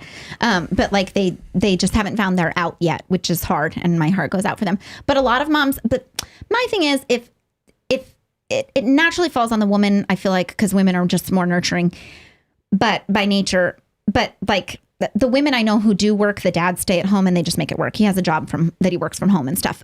My main concern is the child care of that child. I think it should be raised by their parents. Yeah. And so, but Melanie Pritchard, who is, I think we can all agree, the most competent woman in the entire world. Yes. So you can't even one up She her. wins. I won't even try to one up her in She anything. is so amazing. Actually, but this is a quick anecdote. Yeah. Melanie, for those who don't know, is my assistant. Wait, and sorry, she works for you? So Melanie works? from home. I know. I just thought as it she was funny. homeschools because she's competent. Exactly. And but she's just terrific, you know. And one of Yeah. my kids said to me, "Dad, if Mum dies, will you marry Melanie?" Absolutely. Absolutely. I don't think her husband First I'll kill Doug, her actual husband. Doug is the nicest person you will ever meat, so you will have no issue. Yeah. You know. No issue killing him. yeah, I'll kill him. I love Doug. Yeah. But yeah, she died after her second child. Yep, she actually did. And Just so she had people to be think that like, you've misspoke. you Nope. know, yeah, My no, assistant she died at the died. point. She had to be like, she Medically wrote a dead. book on it. And so, but then I remember coming to her and I was discerning going back to work when I was on my postpartum leave. And she's like, I learned dying that you are irreplaceable in only one role. And she's like, just raise your kids. She's like, when I died, all I wanted to do was raise my kids. And she's like a Steubenville speaker. And like she could have it all, you know what I mean? And she chose to raise her kids and now they're wonderful children. And I'm like, that's so beautiful. But how much more of a legacy you'll create if you like successfully raise But these here's children. what I'm asking. How is it that your opinions have changed on this? Like, what happened? Is it a gradual kind of wakening up Yeah, to I think it's a gradual waking up. coming out I of the think fog it's- of feminism I think and it's gradually also- seeing what is the case? So I don't think I would ever call myself a feminist at the beginning, but I think now in the more conservative It is Catholic like a community, fog, I isn't think it? I Like would these call myself- ideologies that permeate culture, it's like a fog. It's like at one point in my life, the idea of like that sex outside of marriage is evil was unthinkable. There was a time in my life where I thought if people want to commit sodomy like that, the idea that that would be wrong is unthinkable. Like there were so many things that I was just so foggy about. And it's not always a quick light switch. Yeah. It's sometimes you're just gradually emerging from it and your opinions crystallize. Yes. Yeah, I think there is a gradual immersion. And then I also think so for me, I definitely was I am woman, hear me roar, like for sure. And really. you disagree with me, I will punch you in the face. Yes, I definitely have more of a bigger personality and more pro-woman, and I can do anything you can do and I can do it better. And let me show you that. You do it in a feminine way. I do now, but I don't think that used to be the case. Ever since I've met you, you've been beautiful like that. Feminine, but powerful, but feminine. Okay, no, and that's by fair. powerful, I mean competent. Okay, so Like, here's the just thing. So capable. they used to call our Yeah. yes, Joan of Arc. They used to call our wrestling team the girly girls, and not That's because right. we She weren't was on good. the wrestling team. Just in case. Captain, thank you very much. Whatever. Oh my gosh, living in the past when I got married, I had huge boobs when I was the captain of the wrestling team. Women I would couldn't hold even them take down. me down. I'm gonna start having a pints bingo card over here, and the wrestling team's gonna be the center square because I think you say You it just in won. every single episode. Can we, let's do that. Let's come up with a bingo card. Yeah. But there's a reason I'm bringing it up because our wrestling team they called the girly girls, and I think it was because we had girls that were cheerleaders, we had girls that they did all these different things, but we also like to look feminine and nice, and we did our makeup and our hair not right before we went on the match, but like afterwards we go hang out. Yeah. And some of the other girls did not at all, and like sometimes you would get your opponent would come up and you're like, dude, I thought we weren't allowed to wrestle the guys. Oh no, she's a chick. Cool. Okay. And so like we just were more girly girls anyhow, but I wouldn't have considered myself the girly girl. But I think embracing that feminine. And I think when we got married, I never thought my mom mainly stayed at home. Like I was mainly mine raised too. by my mom at home. She would get these little side jobs, but she was always there. What a gift, huh? She always, sometimes I wanted a break. I'm not going to lie. Love you, Mom. But no, but she was always there. And so I knew that I wanted to be a primary, obviously. I wanted to mainly take care of my children. I wanted both of us to take care of the kids. But we weren't in a spot financially. So it was like, I'm fine working. And I worked in ministry, so it was different. So my kids came with me. very flexible It was and- very yeah. flexible. They did everything with me. I've never had, I think Catholic Answers was like a few months. Exactly. Like your job involved writing a talk on modesty to give to these beautiful young women, and I can bring my children with me, which is very different to working at a dentist's office. No. I mean like that little bit that I worked at the front desk. Oh, sure. No, I know. You were just switching into that topic, but I was just emphasizing the point Yes, before. most of the things my But kids then were when I with moved me. to America, Catholic Answers hired me, but you I couldn't still work? I couldn't work Yeah. in the beginning. So what they did is you say. You No, tell you it. go for it. Well, they hired Cameron to be the receptionist at Catholic Answers and paid her the wage I was going to be getting as soon as I got my green Tim card. paid. Tim Staples is like, you're the highest paid secretary we've ever had. And Breaking I'm like, it's glass because I'm the best. I'm the Smashing best them. front You desk guys person. probably should not have said that. What, breaking glass ceilings? No, the Highest fraud. What about boobs? The fraud. Oh, damn it. No, but you weren't employed. No. Just like that, Trent lost his job. Because Catholic Answers was sued. No, but they employed me. I worked. You were not working for them. Matt right. stayed at home with the kids Yeah, during you that just time, it was so a he did not separate work. position. right. They just I had paid my you. own position. Until they Yeah. got me my green card, yeah. But I think It's not they like they also employed normally you got under a college different name. students or interns. I think my position was normally interns, Yeah. and I was actually like a paid person. And I got paid that because I'm so good. Yeah, I remember you telling your story about you jumping on that giant bouncy ball. I know because I was pregnant. You brought up Stephanie Gordon earlier. I haven't read her books, and Me so neither. I don't want to vouch for everything she said, but the times I've heard her speak, she's a prophet. I love her. And I'll say one thing. She said two things. I'm like, oh my God, this. So she, from me, at a distance, she seems to me to be someone who's very competent and Yes. very feminine and submissive. Yes. Like, that's why I don't like this idea that in order to be a submissive wife, it means you have to to be kill your weak. personality and be weak. I don't want a weak wife. I want Valerie someone I Staples? can contend with. Like, I want Yeah. someone who's competent. She's So not does your weak. husband. Why wouldn't you want that? But do you think Stephanie Gordon feels comfortable standing up to Tim Gordon? You don't have to answer that I on don't here. know. I don't know their marriage, but let me just.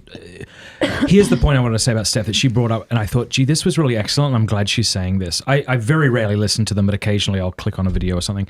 And she was saying, like, you go to a men's conference, Yeah. and the man up on stage is saying, what the hell are you doing? Yeah. Like, get your shit together. fair. Be a Man better up. man. Love your wife. You're Yeah. sucking at it right now.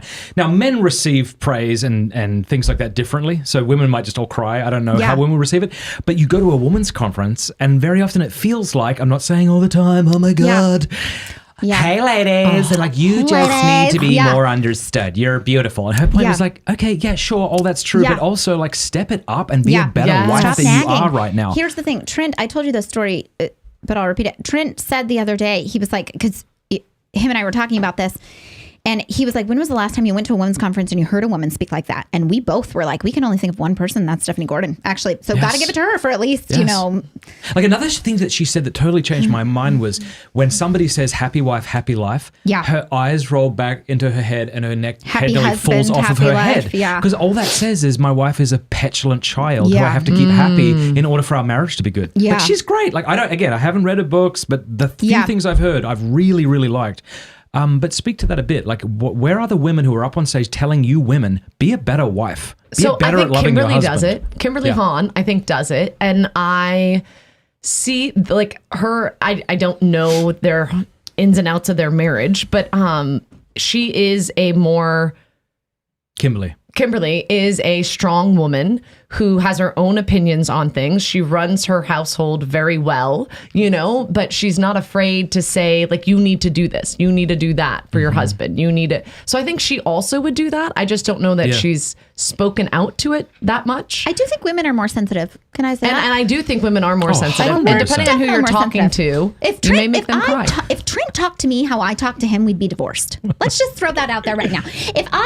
If I was like, Trent, you need to clean up this kitchen. Please clean up the kitchen. You leave it a mess every night. Like, then I'd go back and apologize and be like, I'm sorry. If he told me that, I would be in tears for 3 days. Like, we wouldn't talk. Like, you know, like, be like, that's the way you talk to me. It's not about the kitchen. It's about the way you talk to me. It's your tone. You reminded me of my dad. Let's talk about it. So at a big women's conference, the point is you can communicate that truth, They but in a definitely way that's have not. to be more gentle. And I don't even think it's like that they think women are incompetent. I think it's just our nature, and they probably know that. Yeah. Like, here we are.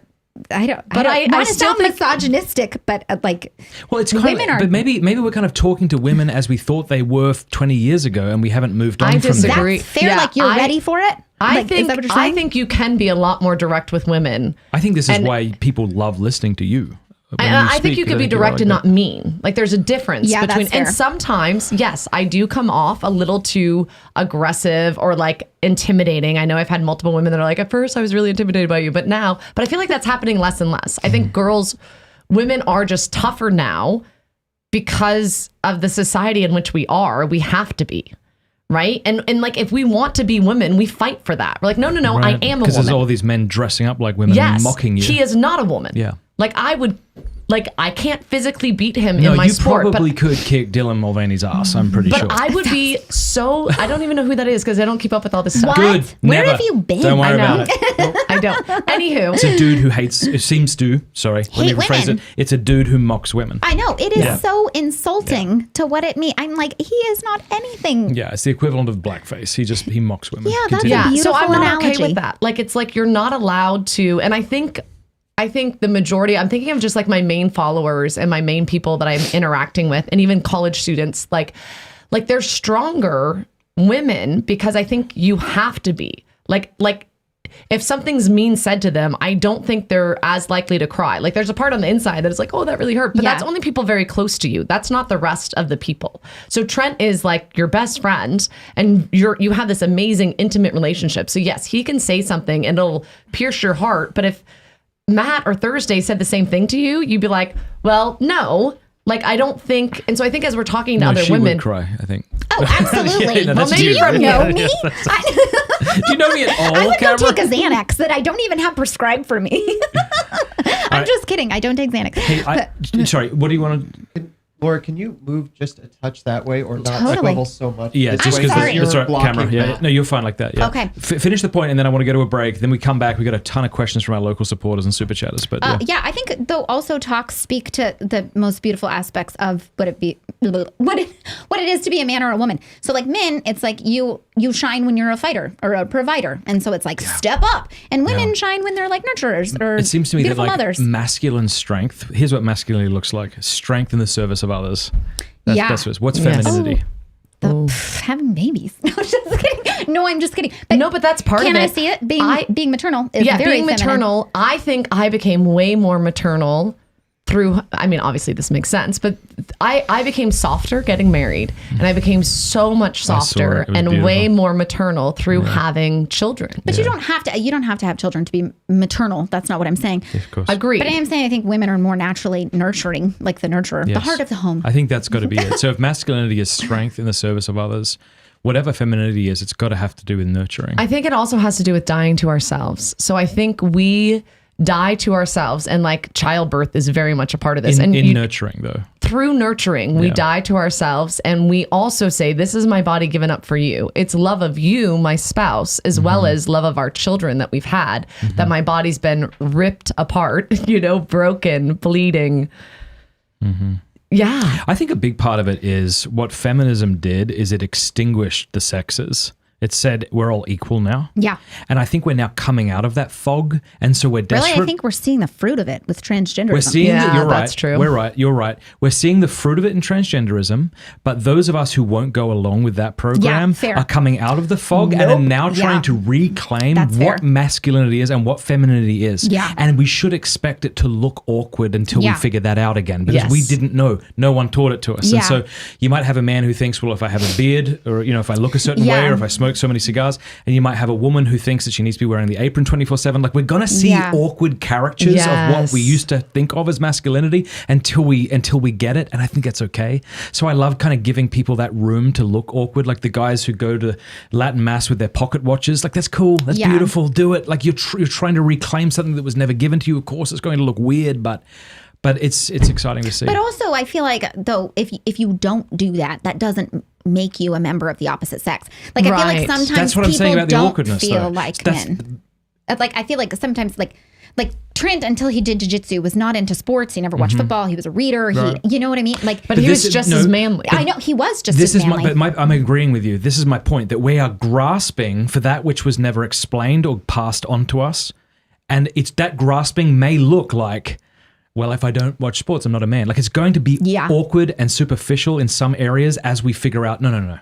You don't have to like lower your voice an octave on YouTube to sound like to be a real man. Yeah. Like as a woman, you don't have to whatever, get a boob job. Like, no, we can reclaim authentic masculinity and femininity, not just the accidents of it. And I think that's why we're seeing so many young couples, like so many young couples that are engaged and they don't have a huge income. Like we have a tutor that works for us. She's amazing and wonderful.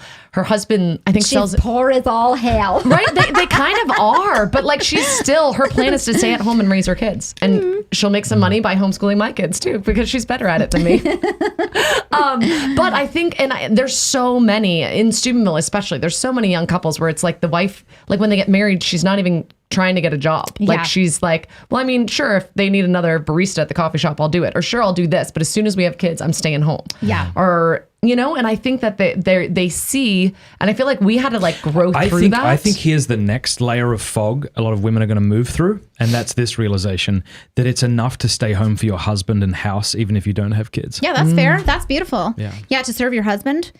But I did stay at home for a little while my nursing license didn't transfer. And I think it's good for certain temperaments. I get bored, and when there's less to do, I do less. Yeah. And whereas Trent, when there's less to do, he does more. Like his mind works, and and I think it's spiritually dangerous for me to not have a ton to do. Yes. And not that I fill my life with busyness, but I'm saying like I don't think it's wrong.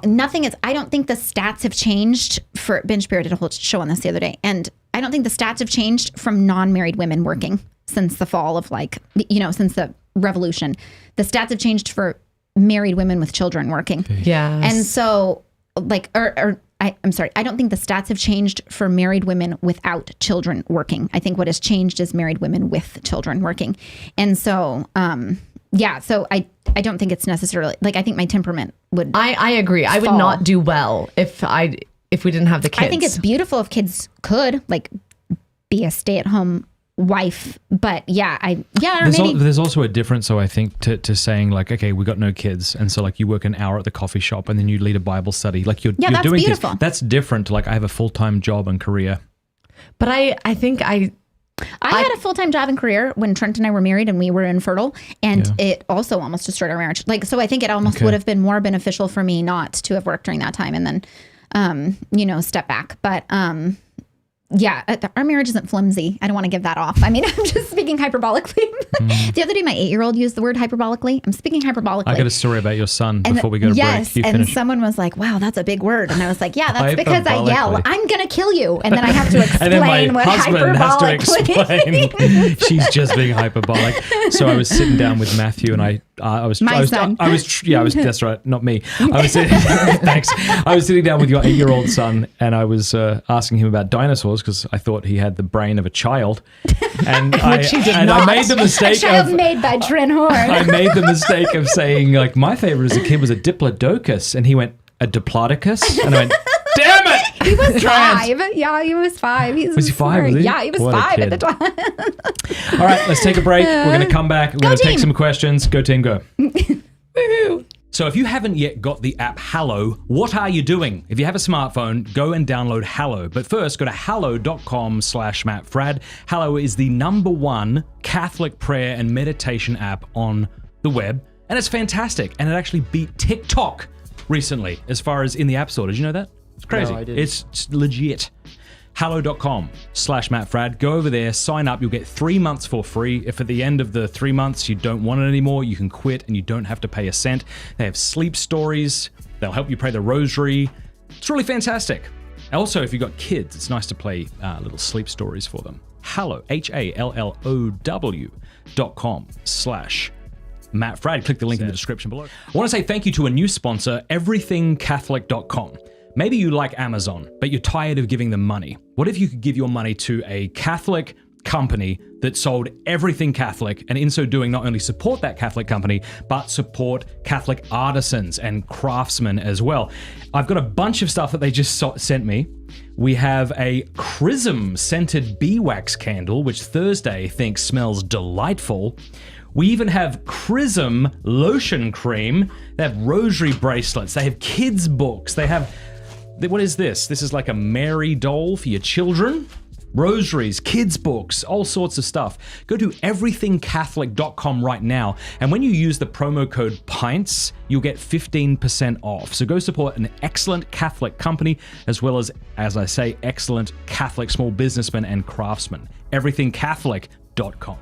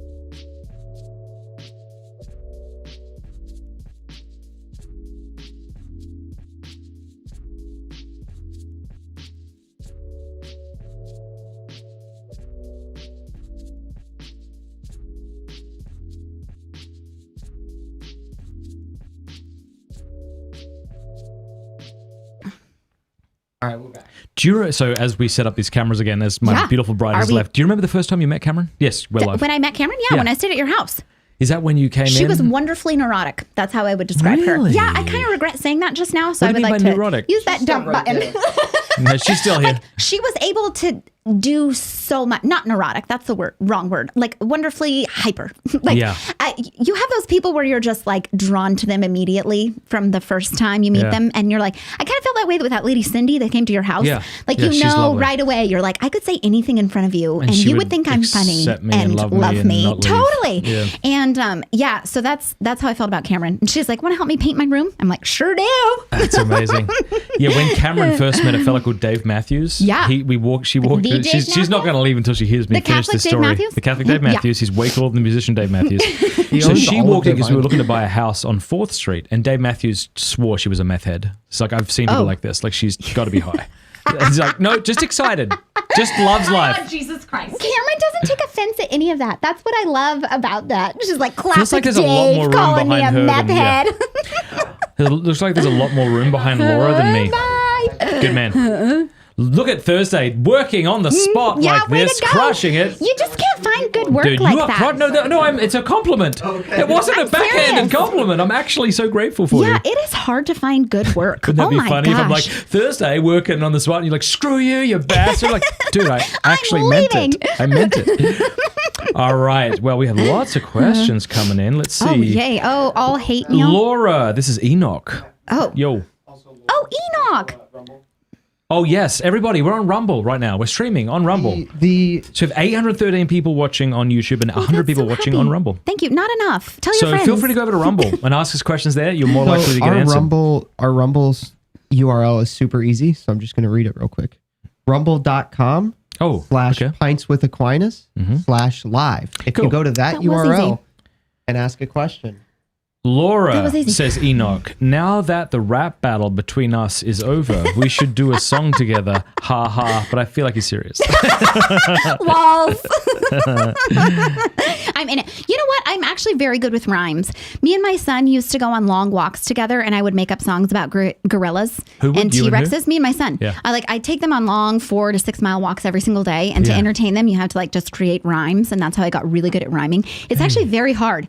And humor, I feel like, is the same way. It follows like a certain cadence. Like Yeah. you have to land Yes. correctly. Yes. And so that's how I became good at rhyming. It's actually, it's a Excellent. skill. And how long all- did it take you to write that little rap about Taylor Marshall? it probably took, I don't know, maybe like an hour or Oh, two. wow. Not very long. But yeah, I mean, it's just a few lines. But to It's really record good. it and everything, I mean, it took a few days because you have to record your and then I had to memorize it, which was harder because my brain is mush. Anglican Aesthetics, thanks for the super chat, says, if your child became a Protestant and married a Protestant, would Yeah. you attend that wedding? Would you not consider their spouse your child-in-law? Oh, that's hard.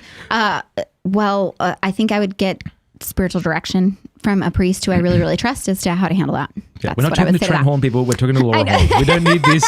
None of these questions, okay? Ask me more about boob jobs. Would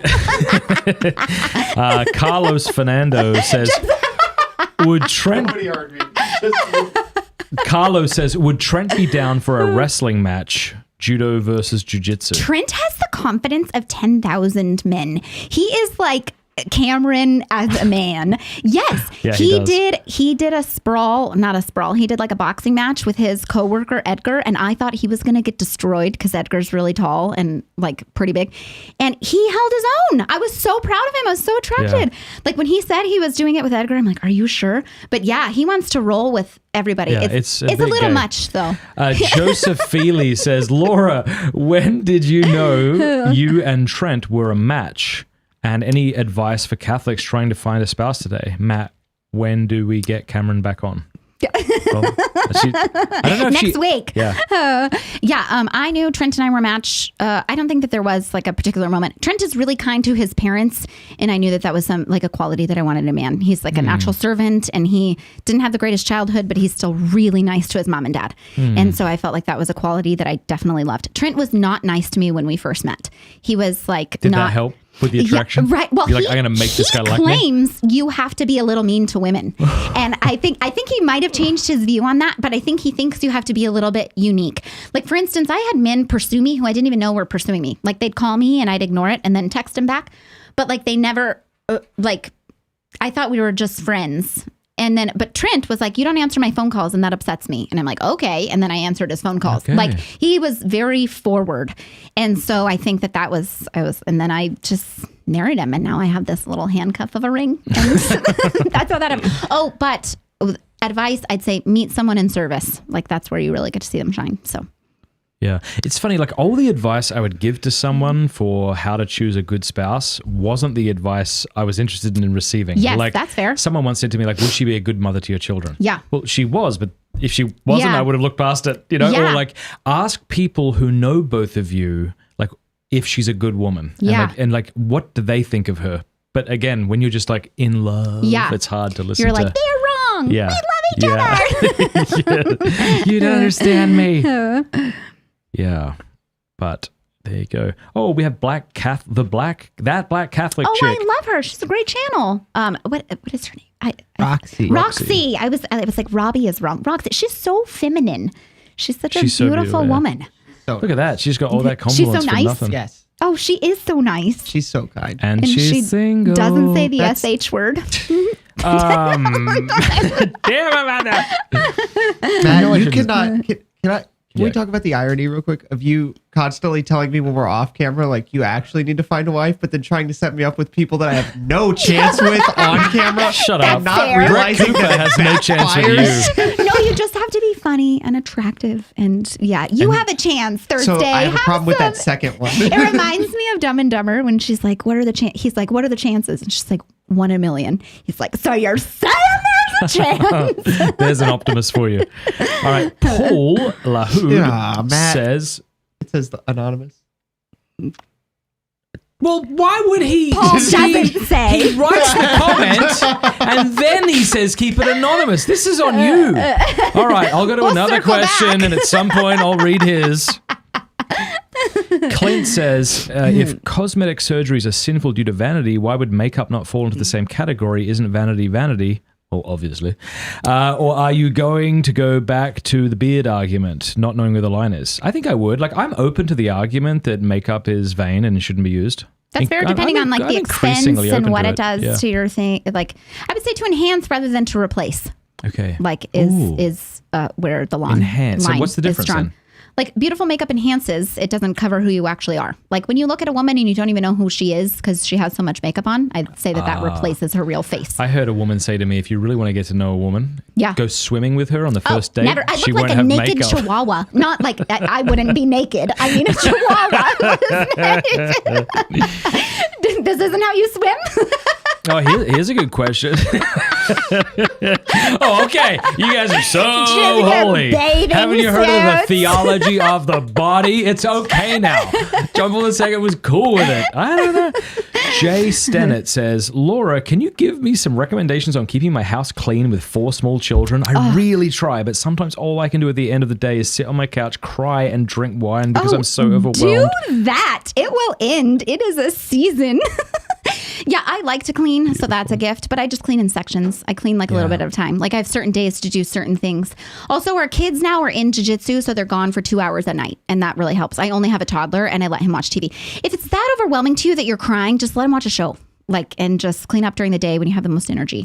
I forget what it was like to have 4 small children, but I know for me, if the house is a mess, like if my wife says to me, okay, today I'm just going to get like the suitcase unpacked and the kitchen Yeah. clean. Like, cool. Yeah. Like it actually helps me. Low It actually expectations? Is that what you're helps saying? me. It helps me to know that because if I come home and the house is a wreck, I know that she's doing the 2 Yeah. things because she's got all these other things on. Trent is a Trent fairy. It's very nice. I call him my Trent fairy. And when he's out of town, it really sucks. I'm like, my Trent fairy didn't come. I go to bed and he stays up late and he'll like, he's very melancholic. And I feel like melancholics like things organized, but they're weirdly disorganized. Like he knows where everything is, but none of it makes sense. But my advice to this woman would be to really sit down and talk with your husband about this. And have him help you? Because if she's this overwhelmed, it might be because she feels like she's not living up to somebody's expectations. Yeah. It might be her mother's, it might be her friends, it might be her Yeah. own, but it might have to do with her husband. And so to be able to talk through this with him and say like, this is how I feel. Yeah. I love you. This and is I what wanna I'm serve capable of doing. Yeah. What can I do? Yeah. Do you think? Yeah. Yeah. Like maybe who does she feel judged by? Or maybe she just hates the mess. Mess sucks to live That's a in. great point. I remember a friend saying to me, I had to decide if I wanted a clean house or if I wanted to be happy. Yeah. I had to make the decision. That's and fair. so I started parroting that advice, thinking it was obviously brilliant. Yeah. And then a friend retorted, but what if you can't be happy in a without messy a clean house? house? Yeah. And I'm like, oh, that's good. That's fair. It's true. Like messy bed, messy head. You feel bad when things are messy. Yes. Like your office is kind of messy right now. I kind of want to dust it. Do you Pretty have, unhappy. do you have woman abilities? Can no, you make it's this beautiful. look better? No, everything looks great. No, I'm serious. I'm actually looking for a woman to make this look better. No, your studio looks Or an fantastic. artistic man. No, your studio is amazing. The doctor said I'm artistic. Nice Sure one. are. He's funny, Brett Champ. Cooper. All right, Landon says, is there anything, it's a question for both of you, is there anything in particular you all would recommend young Catholic guys look for in a woman aside from the obvious? Boob jobs, I think he means. Being Catholic, follow Catholic Church teaching. Yeah. Now, for me, I mean, this again is that objective advice that I'm not sure I would have been open to. Yeah. But do the people I respect look at her and go, wow, she's amazing? Because that's that's kind. really important. Trent also says if she's nice to her father, like he's like, watch her around her dad because that's how she'll treat you. And so, but I don't know why he married me. I'm super mean to my dad and he's a great guy. I must have been really pretty. Kyle Whittington says, when people first get married, they do all the generic sweet stuff like flowers, chocolate, etc. Yeah, that dies. But what are some things your spouse does now that you appreciate far more than those things? Yeah, I think your needs change. Like at Sex. first you needed like the romancing, getting laid every night. What, Matt? That's so awkward. But yeah, no, your needs change. Like at first it's like romancing and then it turns into like, I need help with the kids or I need some time alone. Trent or, walks in while you're in the middle of the kids and he hands you flowers. You're like, what am I going to fucking, what What I am have I to gonna do cut with the, this? I got to find a vase? Damn it, Trent.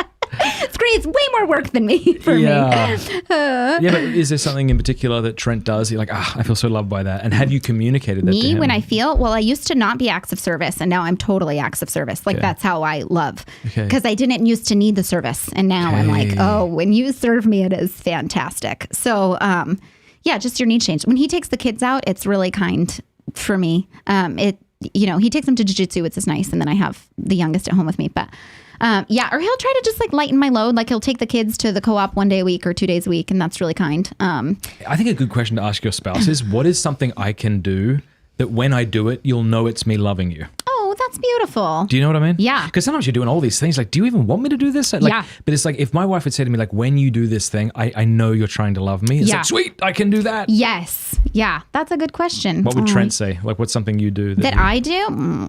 What's something I do? Next question. We got more super chats too. Oh, we have more super chats. Anything else, though, other than, No, I think that's it. All Yeah. right, good. Next question. Tyler Winkowski, thanks for the super chat, says, all of these cool people in stream and chat, will there ever be a Pints with Aquinas conference? I would totally drive to Steubenville from the Northeast PA for that. We've done a couple of conferences. We did one last year. Scott Hahn gave a talk. We did one this year. It's not really a conference, but we hosted that debate. So Thanks for the invite. Yeah. Super insulting. Laura left We you. totally Trent had a left you with the conference. kids. There's one above that. Is there? Do you want to read it? Laura, is Jiu-Jitsu Alex real? Yeah, is Alex from Oh, Jiu-Jitsu no, real? she was not. It was a joke. But Oh. no, but he does have to roll with some women sometimes. My rule on this is that it's okay for him to be assigned to a woman. It's not okay for him to like ask to roll with a woman. The reason why I'm okay with it is the woman's name is Myrna. I doubt she watches the show. And I'm like, I'll allow it. Her name's Myrna. What if her name was Brittany? If it's Brit, he's got to go. Yeah. We're going to fight that night. You and Brittany or you and Trent? Totally. But me and Trent, both. Who cares? No, I wouldn't Brittany's fight house is Brittany. already She does burnt jiu-jitsu. Landon Reffett says, my mum and I love watching Laura's videos together. Laura, would Trent beat Taylor Marshall in jiu-jitsu if given the chance to roll with him? This is definitely going to be a clip. My answer. That would make for a super entertaining match. Yeah. Matt could commentate. My answer to this That's is actually a great idea. Trent would beat anyone who challenged him. That is just on the line. He's a one-stripe white belt and he would beat anyone. That's the faith No, that I I think have Taylor in my would husband. kick his ass. No, why would you Yes. say that? Well, Trent he's a is blue so belt. manly. Taylor's a blue belt, but has he been practicing for a long time? Because I feel He's like a blue belt. But He's got at least 5 years. He was talking about But it is in he still 2018 doing it? during TNT. Yeah. Oh, he's still no, doing he it. destroyed Dang. Trent. Okay, never Yeah, mind. Blue he- belts But beat it's white good. belts. It's good for you to every say time. that Trent would win. I would It's still go. important. Yeah, no. If they did jiu-jitsu of the mind, Trent would totally kick his ass. Obviously, he would kick anybody's ass in jiu-jitsu of the mind, your bastard husband. I'm so jealous. He's so terrific. Cosman Petrilla says, how do you keep yourself disconnected from the internet, especially considering the rising fame of you and your husband? Oh, that's Do very you kind. struggle in any way with limiting that and the power it has over your life? Quick anecdote before you answer that. We often watch Laura Horn in the Fradd household, when appropriate, not always. And so yesterday Chastity when my one was not 8-year-old on. Peter Or the walked horror. out of the house, he looked at me and went, she's so famous. And Little then- kids love me. It's great. Yeah. Anyway, so what would Yeah, you say? never mind. My handle was little kid lover, just like the Okay, office. let's just get straight to the. How do you? I feel like How do we're- you I keep don't yourself have disconnected internet from on the my internet? I don't have internet on my phone. I disconnected Okay. internet on my phone, and that's really helped. I need to, so I just have the laptop. I do while I'm traveling, but I don't ever travel. This first trip I've taken in 5 years, so really that's not an issue. But I have my laptop that I use for homeschooling, and then I don't have any other form of social media, and that's really helped. Good for you. Did you at one point and then delete it? I did, yeah. I had Facebook, and it makes you a crazy person. It does. How did you have that Twitter account that I saw when you were Oh, on the Taylor Marshall Trent rap? created a bunch of social media accounts when I first created my YouTube channel. And he's like, here, you can do this. And I logged onto Instagram once and I was like, I am not Instagram made for or this. Twitter? I logged on. He created all the social medias for me. I see. And then, so I still had that account. I just had to log into it. It hadn't been deleted yet. But I will say Instagram was like insta bulimia. It's like, oh my goodness, this is not good for it's like a dark road to go down. No, it's a And beautiful thing to acknowledge. the algorithm is so intense. It's like, do you know? And I'm like, oh, I do know. Like they just know who you know. How do they know? I don't know. Just a shout out to people. If they want to go over to Rumble and watch us there, I'll answer your questions. But there's so many questions coming on YouTube, I can't get to them. Yeah. But we have more here from our gorgeous local supporters who are the most that's important so people happy. anyway. When will we get more diss tracks from Montana Swanson? What's a diss track? A disc track, maybe like my Eminem video. Yeah. Here's the thing. I feel like I want to create rap battles every month. And Trent says, wait on the rap battles. I feel like, Hold off. like the first thing. Easy. I'm like, oh, we could do this. And he's like, calm down, Chihuahua. Naked Chihuahua. Go Put some swim. clothes on and take some Xanax. Take a few laps. I feel so bad for our chapters guy. I'm really sorry. ML Sponsored by Wilson Covenant says, has Trent's influence on Matt towards the finer things in life, i.e. nerdier things, been a Yeah. corrupting or liberating influence? P.S. That's so Love liberating. your skits. It's good for your brain. Oh, he's talking about me? Yeah. Influence on me? Like how So you became more nerdy because it was of Trent. Trent and Jimmy Aiken who turned me on to comic books Yeah. back in 2012. They're so interesting. Thanks, They Trent. were until the woke brigade Yeah. took them over. And Trent I just, only buys new ones. I mean, old ones though. Like he only honors the old I have ones. an idea of starting a comic book store here and calling it like non-woke comics or something. Wow, you are really revitalizing Steubenville. You can buy buildings for Comic the books, beer, price of a cigars. VCR. You are. Erin says, how do I flirt without losing sincerity or horrendously embarrassing myself? A male What or a female? Beautiful question. It's a girl, Erin. It's a girl, Yeah. Erin. I do feel like women have to be a little flirty to be receptive to a man's. Like you do definitely have to be flirty. Which I've had conversations with women and they're like, I don't want to flirt. And then I'm like, then Yeah. you're Oh, flirt a bit. men don't have a gauge to Yeah, know if we're they're not being mind readers. successful, Yeah. if they're not or No, not. It's very confusing for us. I would say act the same towards men as you do towards women.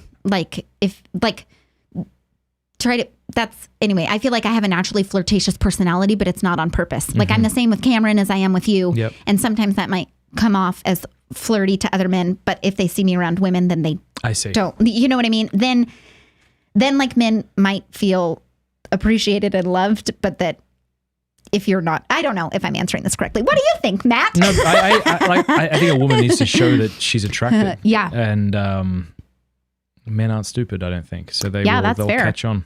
Yeah. Matthew McCloskey says, who was your comedic inspiration? Who was your favorite comedian if you have one? Oh, that's so funny. I'd say probably Conan O'Brien. I really like Conan O'Brien. I think he's really He is really he's legit. so funny. And he's creative and He's like He's not the dirty. The new guys on the nightly talk show things. Oh, all they garbage. don't hold a candle to I him. know, all garbage. And I think though Conan O'Brien didn't really super politicize things that I know of. Like when I listen to his podcast, he never talks about really anything woke or anything like that. And he can take a total dud and make it funny. And the dud is still a dud, but he's hilarious. Yeah. And so I don't know. He's just creative and he throws it all out there. And I really respect him for that. So I'd say he's probably my favorite comedian, or Paul Rudd, because he's good looking and he looks like Trent. Sorry, dump that. Dump the no, good that's looking. definitely the oxytocin talking. Trent looks nothing like Paul Rudd. It's how important to me that dare you know you. this. Paul Rudd is far more attractive than your husband. You're dead to me. I'm out. They're both Jewish. This is where you walk out. Yeah. What about YouTubers? Were there YouTubers? YouTubers, I do like the funny skits. Like I like Trey Kennedy. I really Yeah. like John Christ. I like before the scandal situation. Are you waiting But for that? Are you waiting those- for your first scandal to like, break? You can go into hiding for a totally. year and then gently come back. Totally. And I'm like, I am so sorry. I said that thing about George Soros and Whitney Houston. I'd like to apologize. Matthew Cantrell says, "Hi Laura, thank you for your skits. They are hilarious thank and you. so refreshing amidst the chaos of our time. Are there any skits you have wanted to do but are too far, even for Too Far with Laura Horn?" Yeah, there have been skits that I have dumped. That have come. There have been skits that I have recorded and been like, no, that's probably too far. Or things that are overly sexual that Trent's like, no. Like, for instance, like just parts of skits.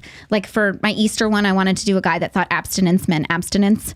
And like, so that, you know what I mean? And, but then I was like, no, it's Easter, for the love of goodness. Dial it back. Totally. But yeah, so there have been parts of videos that I have not published. So Is it usually Trent who puts the kibosh on it, or are you both I in tune? think I'm always like, is this a good idea? But he's like my moral code. And he'll like something that's really cool about Trent is if I had his IQ Yeah. and his ability to like crank out books while in his sleep, I would be a pretentious asshole. yeah, he's so humble. But the fact that he's willing to participate in these little skits and Where- pretend to be do the a baby binky? like that, what a guy. I know Yeah. he is really a guy. I think it's because he knows. Like, I don't know though, but he really. I think you and I were talking about this yesterday. The genuinely smarter you get, the more you realize you don't know. Yeah. And I think that's the camp Trent is in. Like Trent is so overwhelmed by the stuff he doesn't know, and I'm like, just chill out. Like, make room for the rest of us. Okay. Slow down so we can almost Totally. catch up. Okay, we've got a couple of questions over on Rumble. So thank you for those who watch our shows on Rumble. We are over on Rumble so that when YouTube cancels us, we'll be over there and on locals. So let's see. Jimmy Hoke says, what do you think of men and women being friends? I think in general, it is probably not a good idea to be friends. Like I have men who are friends. I'm friends with you, but I'm not friends with you outside of the context of Cameron. You know, if you and Cameron were separated, I don't think that I would be friends with you. You know what I mean? But if you were a widow, I think we would continue our friendship, but I never hang out with you alone.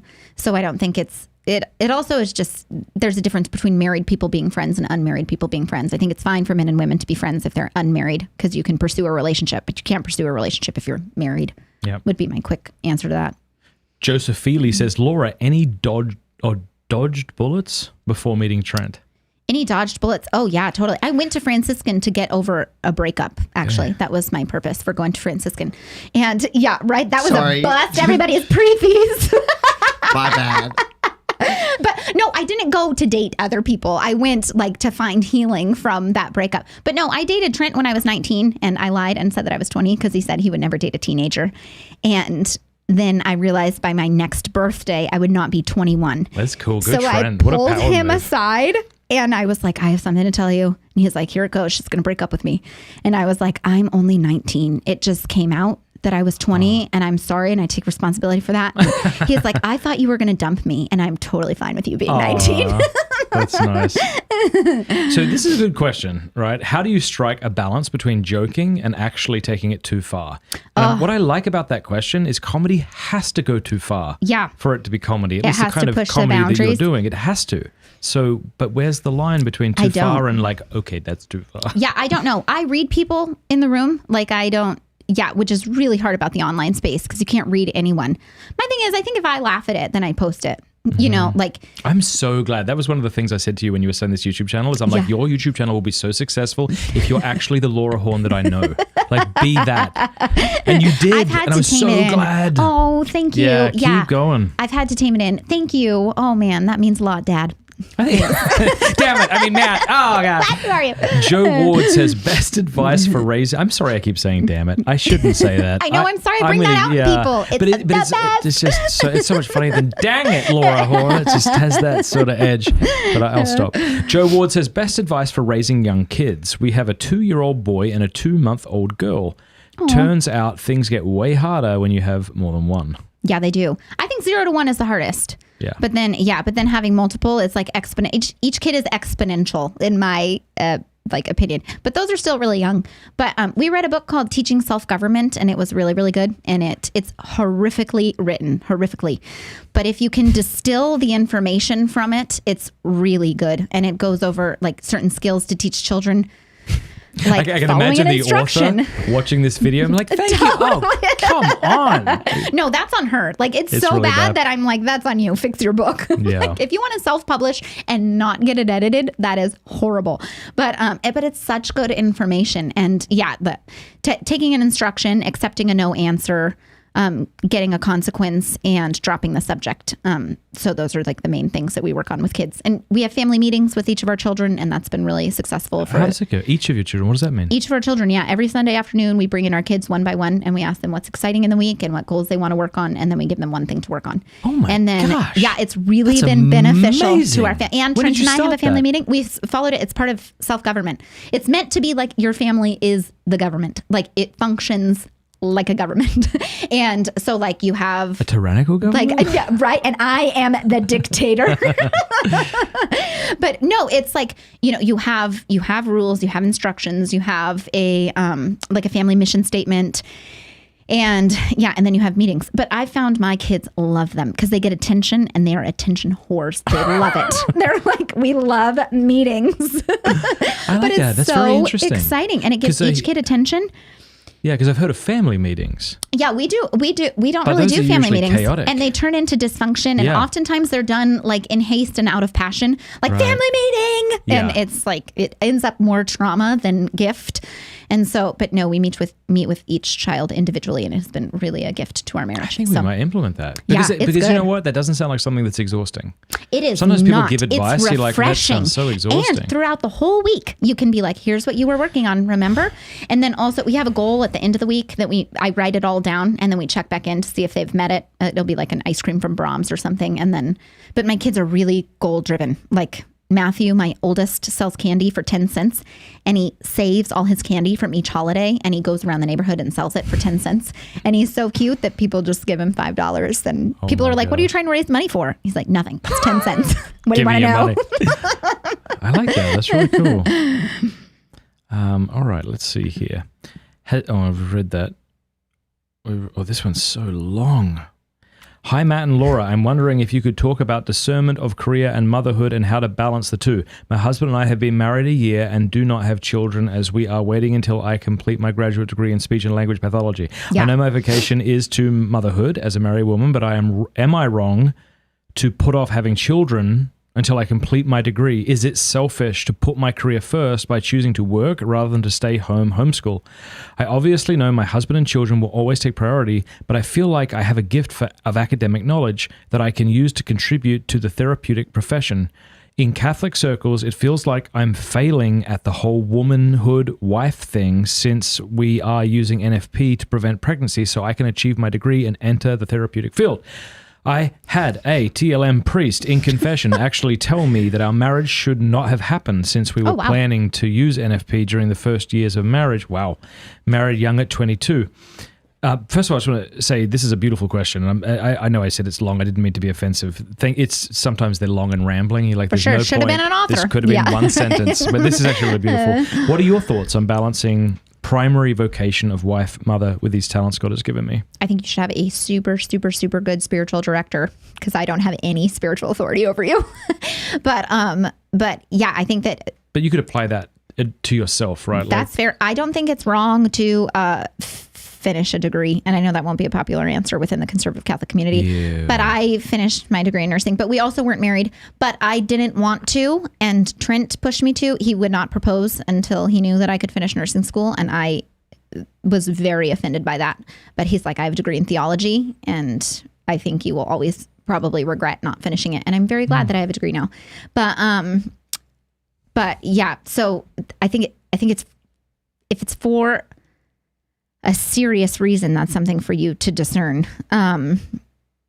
So yeah, I don't know. What would your answer be on that? Yeah, these are difficult questions because we don't know all of the ins and outs of this person's life. And without having a holistic understanding of where they're at, it's difficult to give a specific answer. The first thing I thought of was like completing your degree and using NFP to avoid pregnancy, and that's your reason, doesn't sound like a good enough reason to really, avoid that's pregnancy.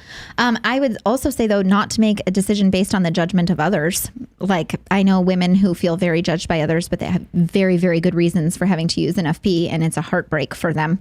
But they have very, very good reasons. But I think I think it's freeing to also be told, maybe you shouldn't be using NFP. Like when people give you permission to be a mother and just lean into that and give up your career. My sister did that, and she dropped out of college and she loves it. And she's like, maybe I'll go back, maybe I won't. I will say a speech and language pathologist is kind of like a nurse, and that you'll also feel really bad if you don't become one of those. Like don't rest your identity in being in the medical field. Like that's not your vocation. And so if it will be tempting for you to work afterwards, if you feel called to homeschool, then maybe you should drop out of that field. Okay, let's see here. Random thought.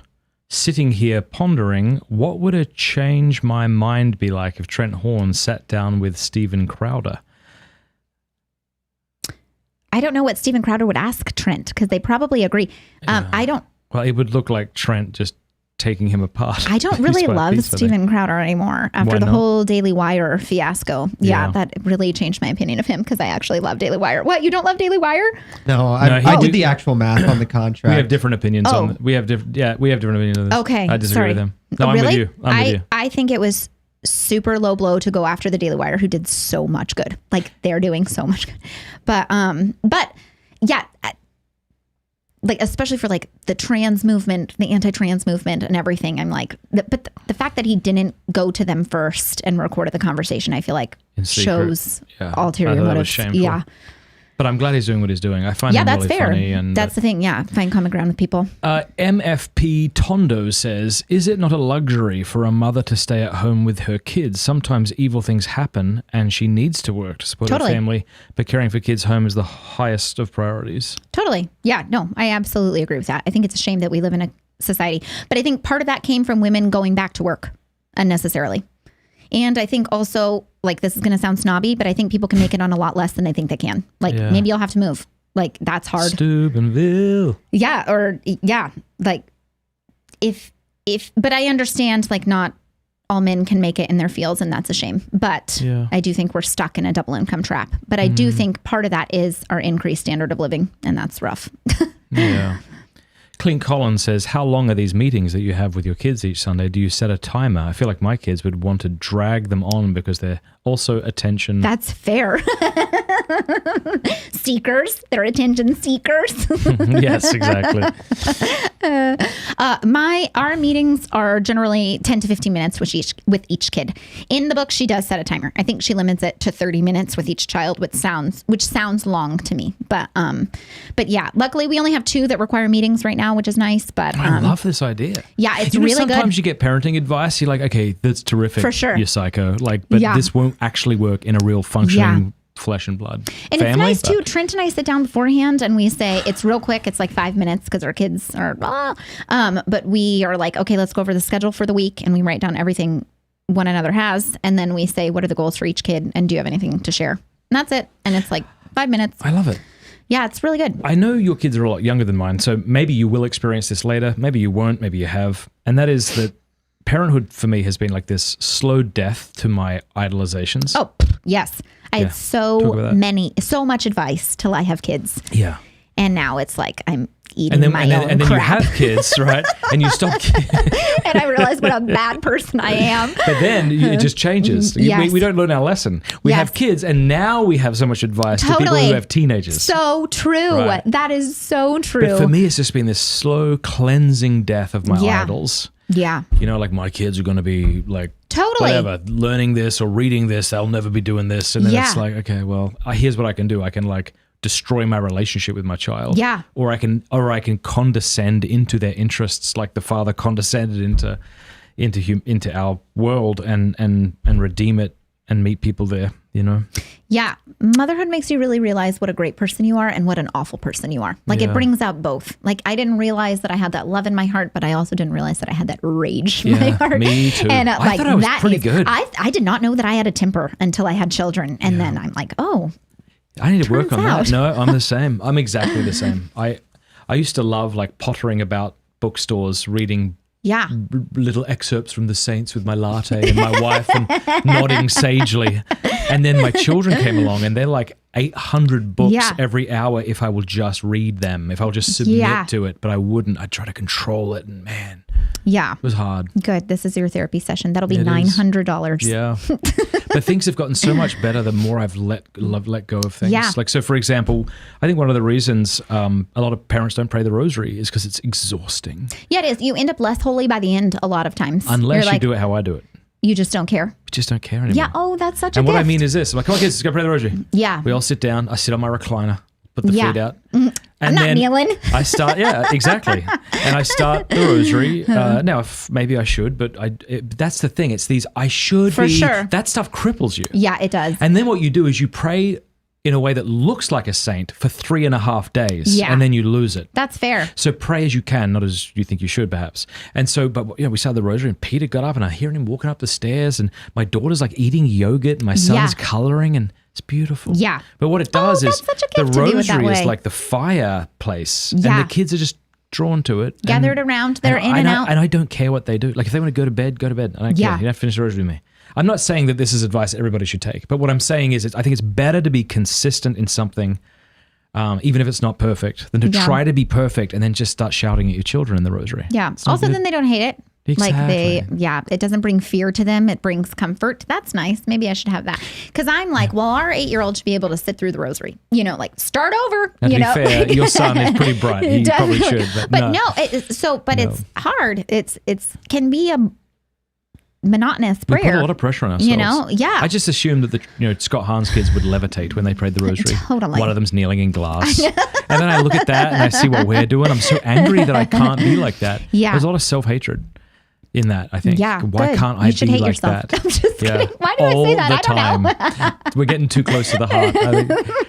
But, so how do you guys pray as a family? Like what's working? What has worked? Trent is very private in his prayer life, which is hard. So I think that's been hard for him to like publicly pray with a family. But he's an excellent spiritual leader, so I don't mean to say anything extra. He's just very internal. And so like he prays quietly for us a lot. Like Cy Kellett tells a story like before the pro-life shows, they're really rough on him. And like, so Cy Kellett went into the chapel to pray beforehand and Trent was already there. Like, so, but like, I never know if Trent is praying or, I mean, he leads us publicly, but we try to go to mass 2 days a week and we try to say the daily rosary and we always say morning offering together. And then he prays with them at night before bed. So beautiful. But more also just like living it, like liturgically, like, oh, today is Easter and it's still a season, so eat your heart out in candy, like making them love it. You know what I mean? So like that can be a prayer too. So we did a Lent once where my wife and I gave up. It was actually when we were living in San Diego. We gave up alcohol for Lent, but then for Easter we committed to a bottle of wine a day. oh my gosh. It was pretty and great. then we had another baby.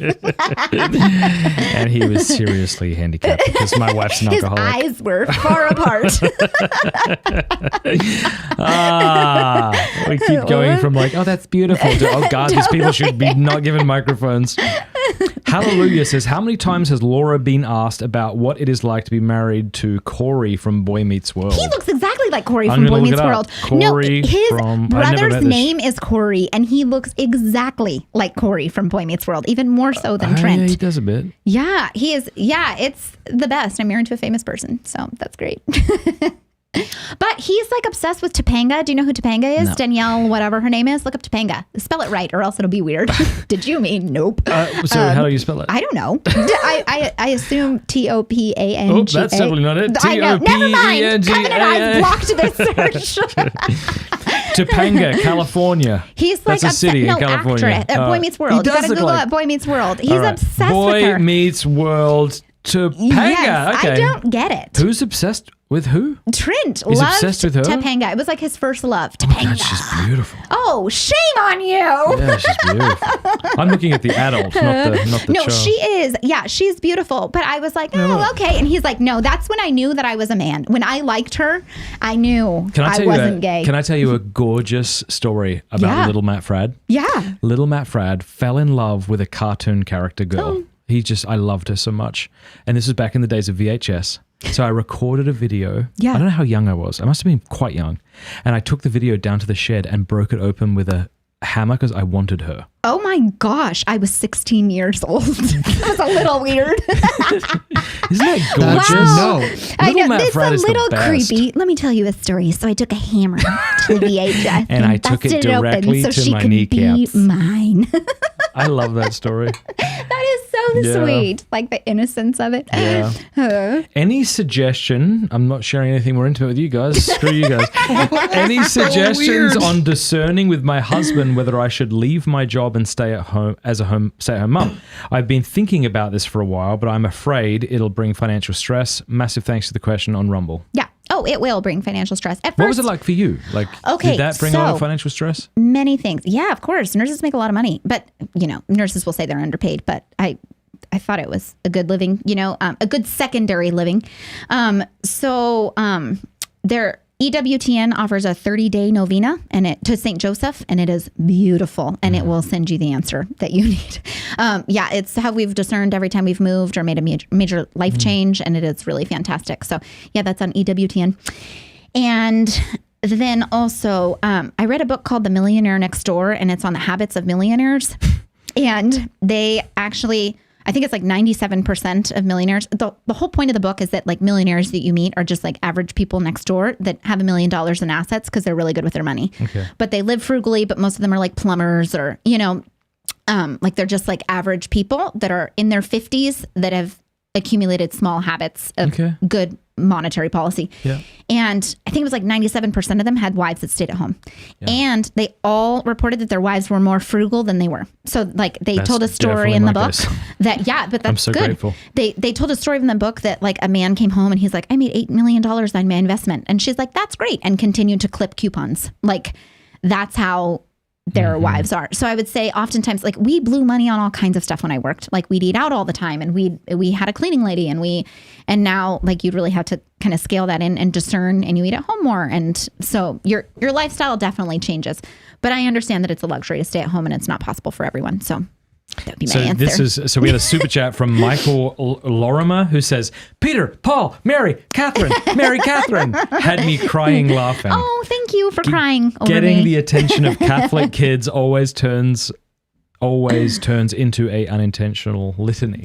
Totally. Pray for us while you're at it. What are some videos you're thinking of doing right now? I can't tell you. It's a secret. I'll think about it.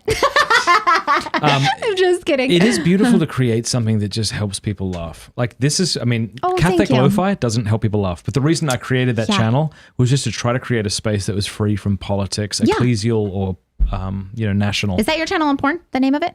No, Is that what I it's mean? so Catholic Lo-Fi. Oh, Catholic Lo-Fi. Is that the other It's a man? music channel I have. Oh, the music channel you have. Yeah. Oh, I'm sorry. I'll go and subscribe Yeah. right now. Jeez.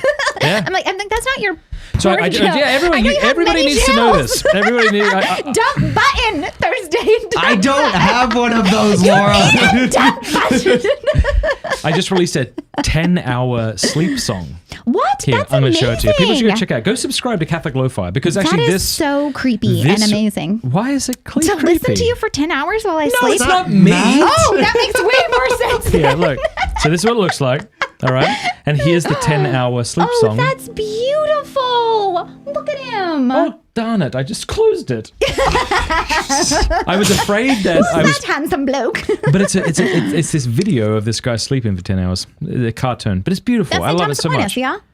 That there was no, that was just a friar, Franciscan friar. Oh, that's so beautiful. But I want to let people know that this Thursday I can reapply for monetization on YouTube for this channel because they said you lost monetization immediately. Yeah. It's a long Not on story. pints. Not on pints. Not on pints. Oh, Look, okay. Come on. That is so beautiful. Don't you want to sleep though? Yeah, absolutely. For many reasons. The reason I created a sleep song is because most sleep songs you listen to, I can't trust them. Yeah. I feel like at some point something loud is going to happen Yeah. or some advert's going to come in. So this is 10 hours of relaxing sleep music with rain and Gregorian That is chant. so beautiful. Are Yeah. you taking on Hallow? Is that your end game? Well, actually, they pay to use my stuff on that. Win. Yeah, but I'm going to start a new app. It's going to be called Hallow, Hello. Hello. It's going to be me waving at Hallow. And yeah. Do you use Hallow? I do use Hallow, and I love Hallow. I thought it was like a more under the radar app. Like not many people knew about it, and it turns out it's a big because deal. we started advertising them. Did you see Seamus's ad for Hallow? Yes. That was so Was Was funny. that good? Very, very it was funny. Yeah. Oh, that's fantastic. Yeah, I'll show it to you Just after. a giant buff angel screaming at you to pray your prayers. It was Hallow.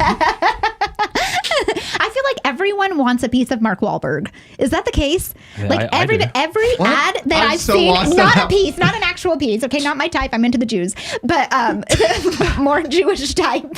Sorry. Don't respond. Let her hang. Let her hang herself. Thursday. Let her hang herself. I don't want. But I feel like Hallow Well, is Hallow's always like, got a and lot. Mark Wahlberg. You know, Hallow's got a lot of money. Oh, Like a lot of money. oh, good for them. They deserve I know it. they do. Absolutely, they do. And so they keep what I just did then reminds me of something. I'm not going to say her name, but it's a close family member. It's Cameron. And no, definitely not. It's definitely Cameron. From Australia. Just kidding. And this person, I think is like a closet racist. And Yeah. here's how I know. Check this out. I'll be like, that kid mum is Asian. Oh, shit, I just said mum. Well, let's finish it. Let's finish it. All right. in. There's Don't where we cut push it. the dump button. This is where we need the button Thursday. No, but I'll say, Mum, that kid, John, the Asian kid? And she's like, but that's okay. What's But okay? he's That he's Asian. Asian. Well, I know that. Why? It's okay that he's like that. But it's like that with anything. Like, that kid, John, in the wheelchair? That's okay. I know that. Why? Do you know that? Are you saying this for me or for you? Who is this for that you're saying that's okay? Exactly. So, yes, Have you everyone seen wants a the- piece of... Yep. Have you seen the Tom Segura bit about his dad and gay people? Nope. Because it's almost the exact same thing. It's like, if you're gay, that's okay. It's fine. But it's not okay. What was I going to say? Hello. Yeah, hello. Good. It's good. Hallow.com/Matt Fradd. Subscribe over there so they like me more. So, hello. My gosh, Thursday. I'm so lost. What was I going to say? Can I ask you a question? Do you Yeah. ever go to Steubenville campus? Yeah. You do? How do you love it? Do you want your kids to go there? Yes, I do. Oh, that's I fantastic. actually really like it. I'll tell you why. I just went to the Triduum and I went there Yeah. Thursday, Friday, Saturday, and we went to the vigil. The vigil was so beautiful and so reverent. And there's like 4 hour. It was like a 4-hour mass, very long. Yeah. And afterwards, there was a huge party at the J.C. Williams Trent Center. and I have gone to that together. Yeah. Balloon drop, It's amazing. band, donuts, coffee. And what's beautiful about it is like taking my kids to a place where you've got like hundreds of normal, good-looking Good college looking. students I know. who love the They are Lord. too good looking. A little bit. Like when I went there, I was like, and they're like, I'm Haley with an I. I'm the little flower. And I'm like, of course you are. Like the households. When did you go there? I went there in 2009. Oh, I thought you meant like this morning to And pray or something. no, they wouldn't recruit me. Are you kidding me? I'm an old lady with laugh wrinkles. But yeah, it was a little intense because I'm used to like New Mexico. I went to NMSU beforehand and then I transferred in to Franciscan. No, I think it's a really good college. They're getting these new professors in who I'm meeting and they're really well published and they're brilliant and they're well rounded. And I see the Spirit doing something else on campus though. It's like there's this movement towards traditional piety Yeah, for sure. that you can either get on board with or fight. But why fight it? Like it's like it Yeah, began that's very beautiful. charismatic, you know? Yeah. And then you got some of these people who want to hang on to that. And so they'll keep trying to restart their little community. It's like, dude, sometimes things are there for a season and that's okay. Yeah. So it's not charismatic anymore? As They charismatic? no, definitely not. Do they still have the FOPs, the Yep, Festival they do, of Praises? and those are very charismatic. But you'll go to mass on campus, and it'll be packed with Yeah. like women with veils, and Yeah. everyone's Oh, kneeling that's- to receive Eucharist and things like that. And no one's telling them to. But the Franciscans are like they're all good about it. No one's Yeah. telling them don't be kneeling or don't be veiling. Yeah. No, they're all very supportive of it. So the kids are normal. I had one student say it's easier to be holy here. Like you Yeah. can party and be a whatever, That was my experience. but it's actually the peer pressure is in the Yeah. other direction. It was true story. I came from a liberal diocese, and they mandated that everybody stood during the consecration? Yeah, the consecration. Yeah. Oh my gosh, hello. So I didn't know that you were supposed to kneel because that's how I grew up, and I never traveled until I went to Franciscan, and I stood like some wanker, and Nice. I was there you go, shout out, and I was the only one, and I'm like, I am never getting a boyfriend here. Yeah. They're seeing this liberal woman stand, and yeah, I wasn't after a boyfriend. I was speaking hyperbolically, but it was it's definitely like the first time that I was like, I'm exposed to truth. And I told my spiritual director that because I could afford one semester. That's why I went for one semester. And then the rest would have had to been on debt. And then I told my spiritual director that, like, I feel like this is the first time hearing truth. And he's like, Laura, truth is up to you to find. Like, it might be easier to seek out there, but it's really up to you in the long term to find that. And then, so I decided not to take out debt. But, And here's what's cool about, I actually had Father Dave, who's the president of Franciscan, on the show. Oh, cool. And he made it very clear that they will in no way, shape or form bend the knee to woke ideology. And wow. I had him on and I was planning on pressing him here. Yeah. I'm like, what are you going to do? Yeah. Like, and I didn't want to be a jerk about it, but I needed to push him. And so, but I didn't need to. I'd push him and he'd go, whoa, way farther Yeah. than I thought was okay. Yeah. He's like, no, we're going to be sued. Absolutely. Bring it on. oh, really? Yeah. That's fantastic. Like, because I thought he was going to do that thing where they overemphasize like the compassion for the Yeah. students, which he did, but not nearly as much as he Yeah. just kicked wokeism in the balls for like Yeah. 3 hours on my show. It's unreal. And he's the president of Enough, have Franciscan. mercy on the man. Enough of that. No, he's good. Yeah. And they've got a big statement coming out soon. That's their official guidelines that they Why will would they be not sued? They're a private school. I don't know. Oh, okay. Yeah.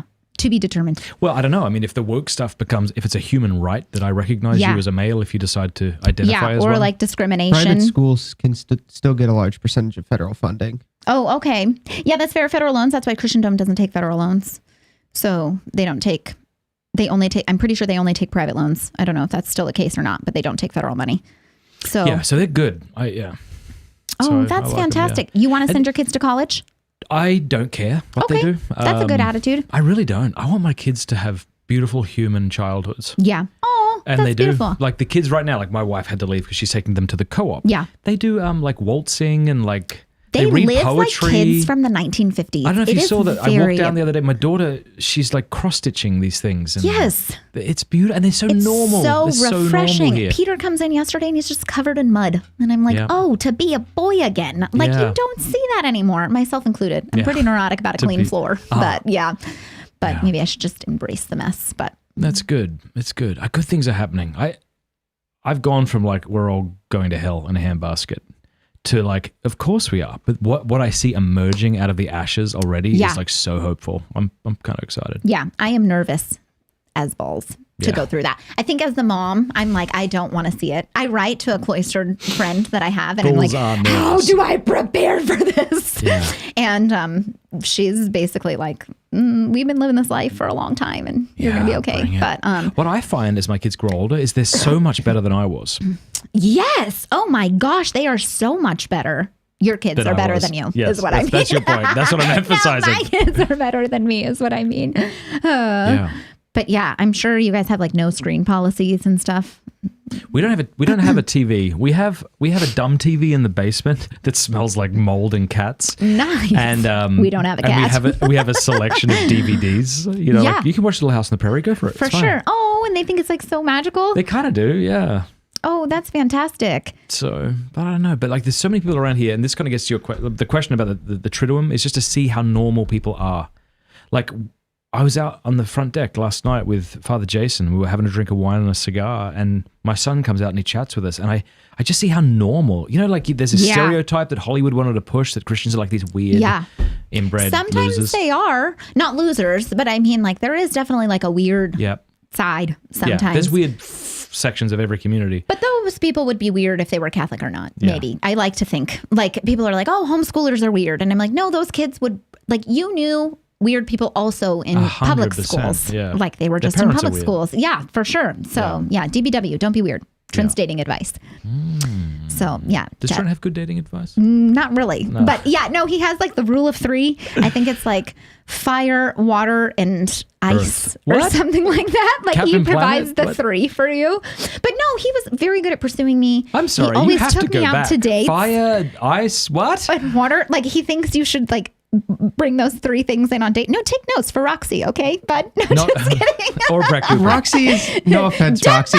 Roxy, I know you're watching, but our age difference is probably a little too much for either of us, And to I'm be sure, I'm honest. sure Roxy's like, I'm good. I know, I was I'm not kidding. trying to. I'm kidding. She's a But what is? beautiful- I don't understand the analogy. Oh, like he took me to a pond and had candles. Oh, and like water, include fire. those 3 Got things. you, Yes. got you. I But thought no. this was like Avatar. Right? Fire, water, ice. But no, he's a good dater. I don't know what his dating advice would be, but Some of my favorite dates after we got married and had no money at all was we'd go to Costco Yeah. and like eat snacks. nice. 'Cause we That's couldn't still what we afford do. anything. Yeah. Oh, Yeah. what a good life. It was really beautiful. Yeah. Now you own the town of Now I Steubenville. own Steubenville. People don't know that yet. I'm the partial owner of Nelsons own Costco. Steubenville. Oh, that's true. Yeah. They let me think. Awesome. Well, what else? I don't know. Is it done? No, we can keep going. When does it end? We can stop whenever you want. Okay. Is this I been a don't know. nice break from your kids? What? Yes, actually, can I just stay here and not move? If you guys could leave and just shut the door. I missed my flight. Put on that music and let me take a quick nappy. I slept until 7:30. When do you usually get up? That is like noon for a mother. I usually get up around 5. And On purpose? Well, no, let me clarify that. My kids get up around 5, but they have to stay in the room till 7. That's so good. yeah, that's the rule. Do you guys have a rule? If it becomes a problem, we do. But so it's not usually like, here's the rule. It's more like if kids are getting up stupid early, so all right, then we make the rule for Yeah. the next week or something. For sure. Family meetings. Yeah, that'll be happening. But our kids are a lot older than yours. Like Yeah, that is Peter true. Fradd, what a boy. He's 8. He's 8. So he'll get up and he'll go downstairs with the little lizards that he just stole from Florida. What a good man. And he'll just like play with them. And he's got bees. So he like feeds the bees. He'll boy. bring like a jar of honey and like watch them eat He's it. very creative. Yeah. He was just playing like a song on the piano He's very for us. good, isn't he? It's incredible. Did you think Yes. so, really? Yes. I'm so glad you said that. I He felt is the so same way. creative. He'll just make up a song and I'm like, oh my gosh, I gotta go to sleep Like to this. what's hard is I don't know, like kids like that, I don't know if they would necessarily even excel in public school. Like it's like I'm so grateful that he's homeschooled so he can have all of those experiences that are so important to his brain development, you know? I was public schooled. I don't mean to bash it, but I mean, I do mean to bash it. I think public school is horrible. But Yeah. Well, that maybe that's getting to the question you asked earlier about like, do I want my kids to go to college? And I began by saying like, I don't care. Like I just want them to have normal human childhoods, yeah. just a beautiful little life, and then to be well-rounded children who love our Lord. That's Trent what I makes want. the argument he doesn't want our kids to go to college, but then I read the book, The Case Against Education, and it made me want to send our kids to college, actually. Why is that? More so. Because it made the case that college was for signaling and that it was necessary to get a successful job. And as much as I would be like, stick it to the system, don't do it. It's hard to do that with your own child. I don't want them to go to a private college, if I'm being honest. I don't think we can afford it. And unless we can afford it, I don't want them to have monstrous amounts of debt. But I think trade schools are equally good. St. Joseph the Worker. St. Joseph, but nice, fit right in. Put in a little reference from The reason I want my kids, the reason I would like my kids to go to Franciscan if they want to is Yeah. honestly not for the education. Yeah, that's fair. Not that's for a the good academic point. education. But I think for that's the where we got human- here with higher education, is that it's all about the experience. And Yeah. unfortunately, now that experience means a lot different. But I do think college kind of needs to get back to what does it prepare you for? And I think forming the mind and the soul are also really important things. But I do think you need a usable skill when you leave college. And lesbian dance theory. oh, for sure. My gosh, dance all day. But yeah, so I think trade schools will be probably what we're interested. Also, they're incredibly affordable. But I know if you live in Steubenville, I think you get a 50% discount, Yeah. which is nice. So So there's yeah, another that's reason. substantial. Yeah, that is a reason to move to Steubenville because that's a lot Do you have cheaper. good friends in your area? Oh yeah, Is they're word stellar. on fire in Dallas?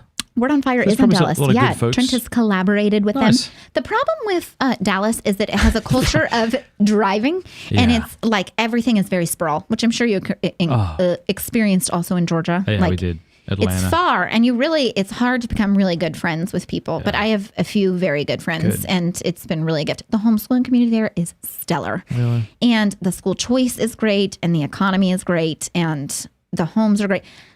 Like Franciscan, this is like my dream life, walking and seeing people. I think my husband is very introverted, and I don't know if you're an introvert I'd also. be way more introverted than your husband. Really? And you I don't think mind so. it? Like people walking in and out of your home?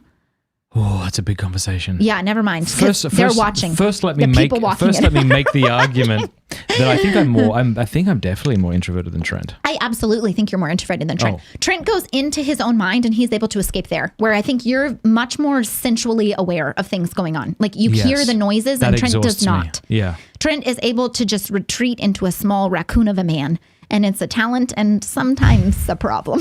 Like, are you listening? Yeah. Yeah, no, it's been tough. I think like you want to say like people who just show up at your house all the time, because we do have people who do that. You want to be real, but you also don't want to be a jerk. Like you don't Yeah. want to let your, hey, it's me just being real be like a justification for you being rude to people. Yeah. But at the same time, like there has to be some understanding that, you know, sometimes my wife and I are in the middle of an argument and Yeah. you just walked in and we're glad you're here, but like you have to Totally. be okay with that. And vice versa. When I go to their house, maybe the kid and the parent are having words or something. Yeah. So there has to be, and that takes time to I like, think you guys are also incredibly good at not dropping what you're doing when other people are around. Like doing what you're doing Really? when I would go over to Cameron's house, she would just like have me fold her laundry and stuff. Like she's not going to put away the laundry if I'm coming over. Yeah, and see. I think also Oh, you think that's that's actually a virtue? I think it's a good Yeah, thing. yeah. Yeah. I think it makes me able to bond. It's hard because other people don't invite you over very often when the expectations are so high. if And she's like, anything, you've probably "Expectations be felt damned." more welcomed. Way more because welcomed. Because you're now I've contributing. seen her panties. I Oh folded my them. gosh. It's good. Yeah. Because now you're contributing to the family, Best right? friends. Yeah. Totally. Yeah. Whereas you would feel awkward if she like stuffed it away and like, hey, let me make you some tea. Totally. All That's how I am, frantically. but that's how I grew Are up you? with. And you're having to die with that because with 3 kids, you never really have a clean home. Like how clean you would want it. None of it is, it's never all the way clean, you know? So you just kind of have to die to that and just invite the people over with anyway. And they're going to mess it up anyway. So why would you clean before they came? But What 5 YouTube channels do you watch? yours, Okay. Trent's. Okay. In that let's order, see. suck it. I love, you what? I said in that order, suck it. Pints, Trent. I watch Pints. I watch Trent. I watch Ben Shapiro because I love Ben Shapiro. And let's see what else. I like Dude Dad. I'm a follower of Dude Dad. And Dude Dad. Dude Dad. Yeah, he's pretty funny. He does some skits. Okay. Let's see. And that's all. You can look at my history. I believe you. Don't look at my history. Do you watch, why does it just say the Jews? No, I look like a caveman when I type. It's like, why poop float? I'm just kidding. I don't Google that. I know that because I'm a nurse. High fat. Are there some comedians that you watch for inspiration? Not for inspiration as much. No, my sister is very funny and I like to talk to her when I'm in a bad mood. Yes, she's very smart. She's like a neuroscientist who now stays home and she's very humble. You would never know it. And she's just a beautiful woman. But so she's really funny. Hang on. Your sister is a neuroscientist. Isn't that beautiful? And your dad is a rocket He scientist. is, yes, a family of smart ones. And then I got the dad. Unbelievable. But yeah, they're both incredibly humble. They're all humble. But yeah, I like Conan O'Brien, like I said, but it's hard to find things that are like consistently funny. You'll find clips here or there to like get you out of a bad mood, but it's hard to find people that are consistently funny because I feel like they always jump the shark. Like this show jumped the shark with this episode right here. You've seen it today. Update on my King of the Hill obsession. Did you watch King of the Hill? Did it get dirty? I thought just it got started dirty. watching it 2 weeks ago. Oh. Or 3 weeks ago, something like that. The first season was so fantastic. It was the best thing I've Really? ever seen. And then it just started getting a little boring. For sure. It felt like the idea for a show drove the characters as opposed to being faithful to what the characters would do. Like The Office. So there was like The Office. So there was an episode where, Hank Hill goes paintballing. It's like that's It's so there's outside no of his way, character. like a 50-year-old man who sits standing around drinking beer with his friends and fixing cars would ever lower himself to that. So there's a bunch of that. I started getting disappointed in it. Like, but- who are you? Some of the darker shows that Trent likes to watch are like Rick and Morty, and that's pretty dark. Ugh. Like, you have to, I know, totally. Is there But anything that he has Trent a dark enjoys? sense of Is there humor. anything that Trent enjoys that you would think you really shouldn't enjoy this? Does I he have think a moral? he's less sensitive to things that I am, for sure. Things get stuck in my head and they don't get stuck in his head. Even he, though, has stopped watching some what are they called? I call them cartoons, but Trent calls them animated films. But he's like, that's too dirty. I stopped watching. I think he's become more sensitive since he's a father, for sure. But I think also everybody has to be aware of what sins they struggle with. And like, that's not That something that gets reminds me stuck of in a his head. time I hadn't met you yet, but Trent had just started at Catholic Answers, and the two of us were at my house watching a DC cartoon, and we were eating chicken wings on the carpet, not off the carpet, but like sitting on the carpet, and my wife walks past. You boys want me to get you an apple juice?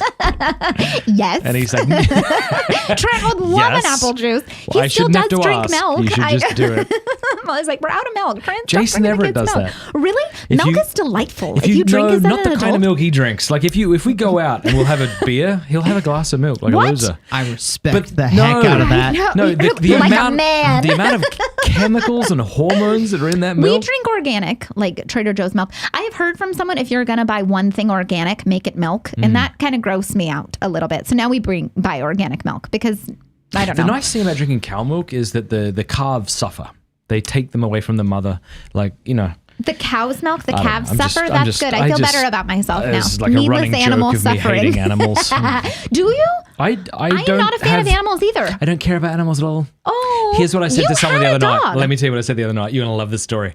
I'm not going to say where it was. I'm not going to say what city I'm in. I'm not going to say anything. was Cameron. But my mum, no, just joking. This dog snapped at my son. And I looked at him and I went, I don't care if this ruins my friendship. If he does it again, I'm going to break his legs and kill it. That's Like, amazing. and I said it and I wasn't joking. I'm like, I don't care. I will like destroy your dog and bury it. This and is there the was this most excited I've ever been. There was a lull because there were like 8 of us sitting around. It was on Halloween. It doesn't matter when. There was this lull in the conversation. Yeah. I'm like, I will absolutely kill your dog. Trent and I is would like love that to too. shoot it in the We face. have dog no spray. concern. He's gone over to our neighbor's house that lets dogs just roam. Here's my problem. I have no problem with animals. I have the way with people treat animals. It's not the animal's fault. No, it's like, you but stupid it is idiot, having a dog that would snap horrible. at children, and then you justify it. Well, I don't really like It's like- it when it's 'cause people of have what their the kid was dogs out wearing. anyway. I know. What was she wearing? Exactly. I don't really love my it when people neighbor- have Have you them out. seen the was piss off fingers? leash and jumped. I like took my dog out to go to the bathroom. Yeah. when I got home from the party Easter night, and my neighbor let his dog out off leash, and he was Yeah. in my yard, and then he like got closer and closer to my dog, and I was like, okay, they're just gonna sniff each other, and then he like abruptly went and like Oh my jumped on my gosh. dog, and I kicked him, Nice. and then the guy looked at me like I had Nah, done something kicking wrong, dogs and I is just so on my cool. property like with my an dog is animal. on a leash. Yes. Your dog approached mine. Yeah. And he like obviously I'm gonna kick your animal. He's Yeah. the aggressor. Like I would have kicked mine if he jumped on your dog. Totally. You know what's crazy is you take more crap over what you say about dogs than you do about like what you say about like women and feminism and stuff. Yeah. Like Dogs people are not funny. love their dog. Yeah, right. Label that. Especially right the bitches. I was taking my dog for a walk in a boat ramp, and it was this big Catholic Yeah. camp. And this dog rushed over and latched onto my dog's snout. You're kidding me. And here's what I was so proud of. I started punching that dog repeatedly in the face. I cut up all my knuckles. I felt like such a man. But then this stupid family was justifying why it was Yeah. okay that this shitty dog wasn't on I a know. leash. I know. Stop it. My You're a dad's horrible been person. attacked by That people. both should be illegal. Read this. Have Okay, you what seen is this it? on my channel yet? Is it I bad gotta news? find this and Adopt, put it on the don't screen shop. again. Read it out loud. Adopt, don't shop. Meanwhile, on dog shelter websites. This is Biss Fingers. She's 19 years old and can't live in a home with children, books, or electricity. Biss Fingers is actually nervous around hair and needs 400 acres of land and an orchard of extinct fruits. That's the best ever, with a picture of a horrifically ugly dog. And then people will say things like, I would adopt it. I'm like, well, good, Totally. adopt it. Who And say just too, live am I with your right? Crappy dog. My dog has autism. Another proud moment was my son went to Disney World last week, Oh, and they went through an African safari, just my Yeah. wife and him. with Africans, that's okay. And- Just kidding. That's okay, Matt. And my son said, that's what Dad shot, loudly, so that everyone on the bus heard it.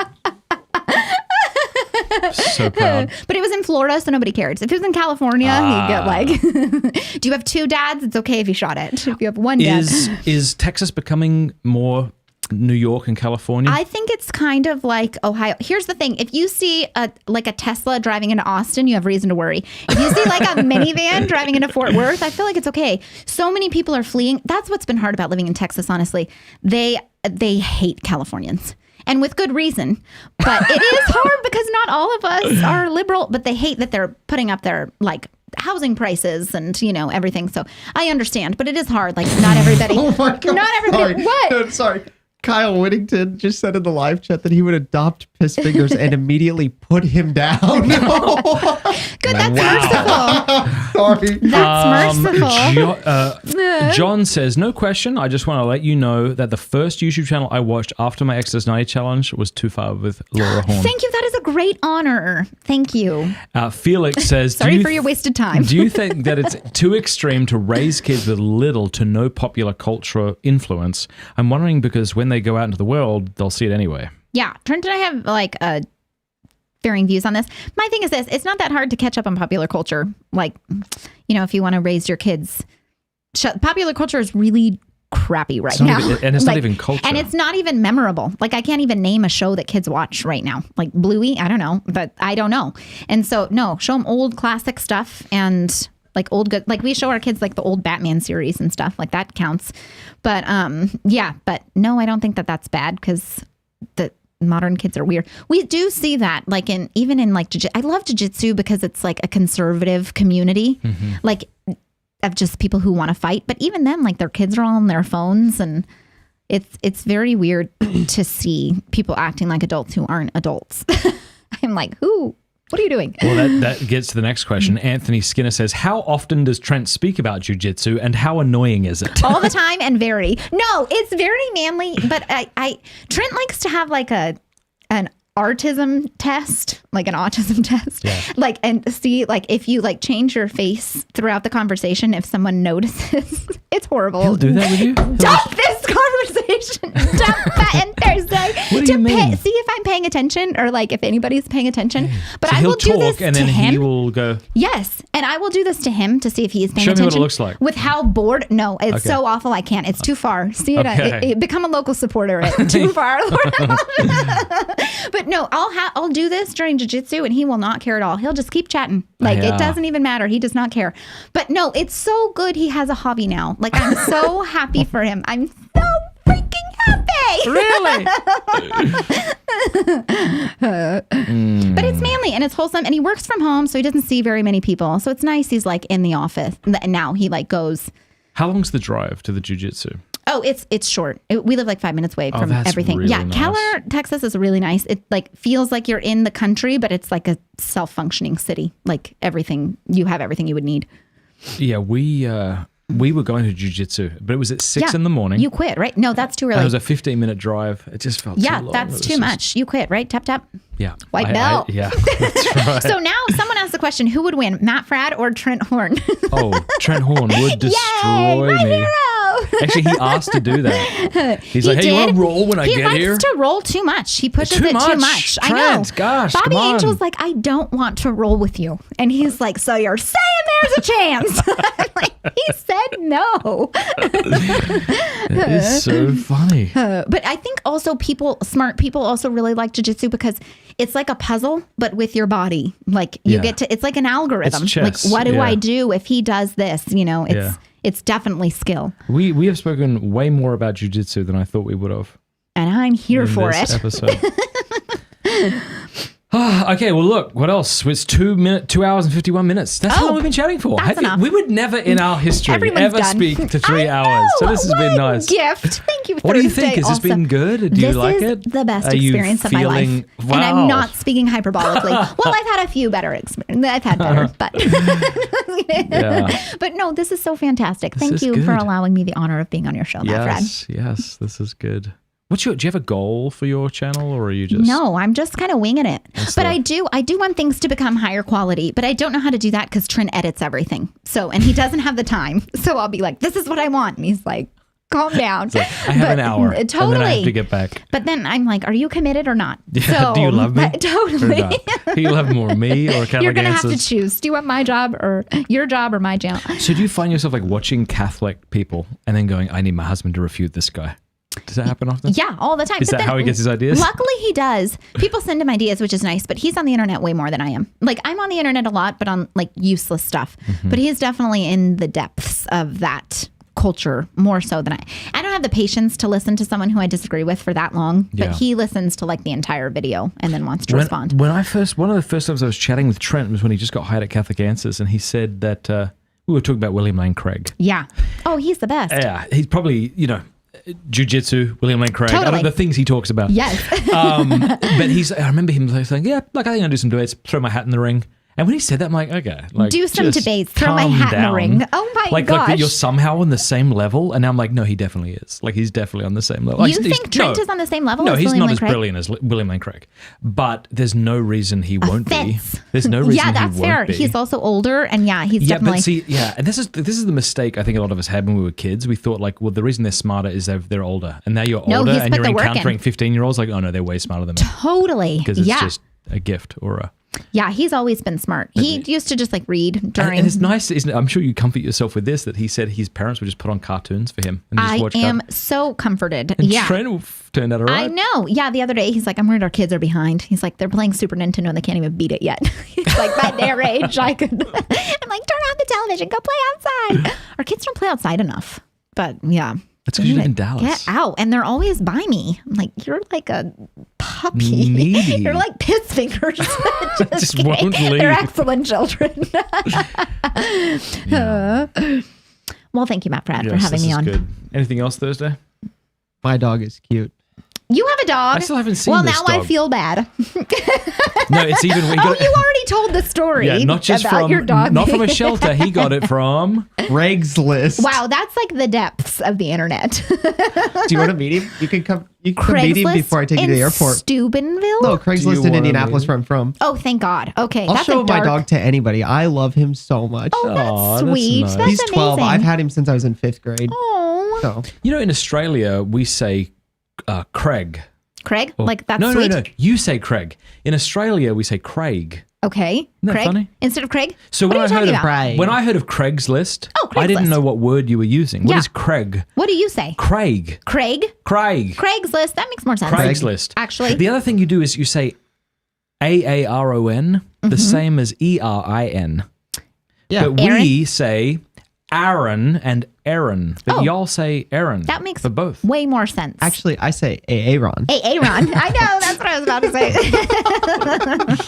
All right, guys, thank you very much. We're going to Thank put you. Laura's YouTube channel directly beneath this video. Click I should have it. done that already. Subscribe to it. Oh, you should have done that at the beginning. Yeah, I really should have. You jerk. You're after the I subscribers know, for yourself. that's right. I will be the king of the internet.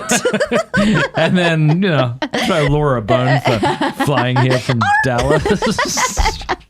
Naked Chihuahua. All right. All right, I'm What going do to you- click the finish What are button. we going to call this episode? I'm going to click the Oh.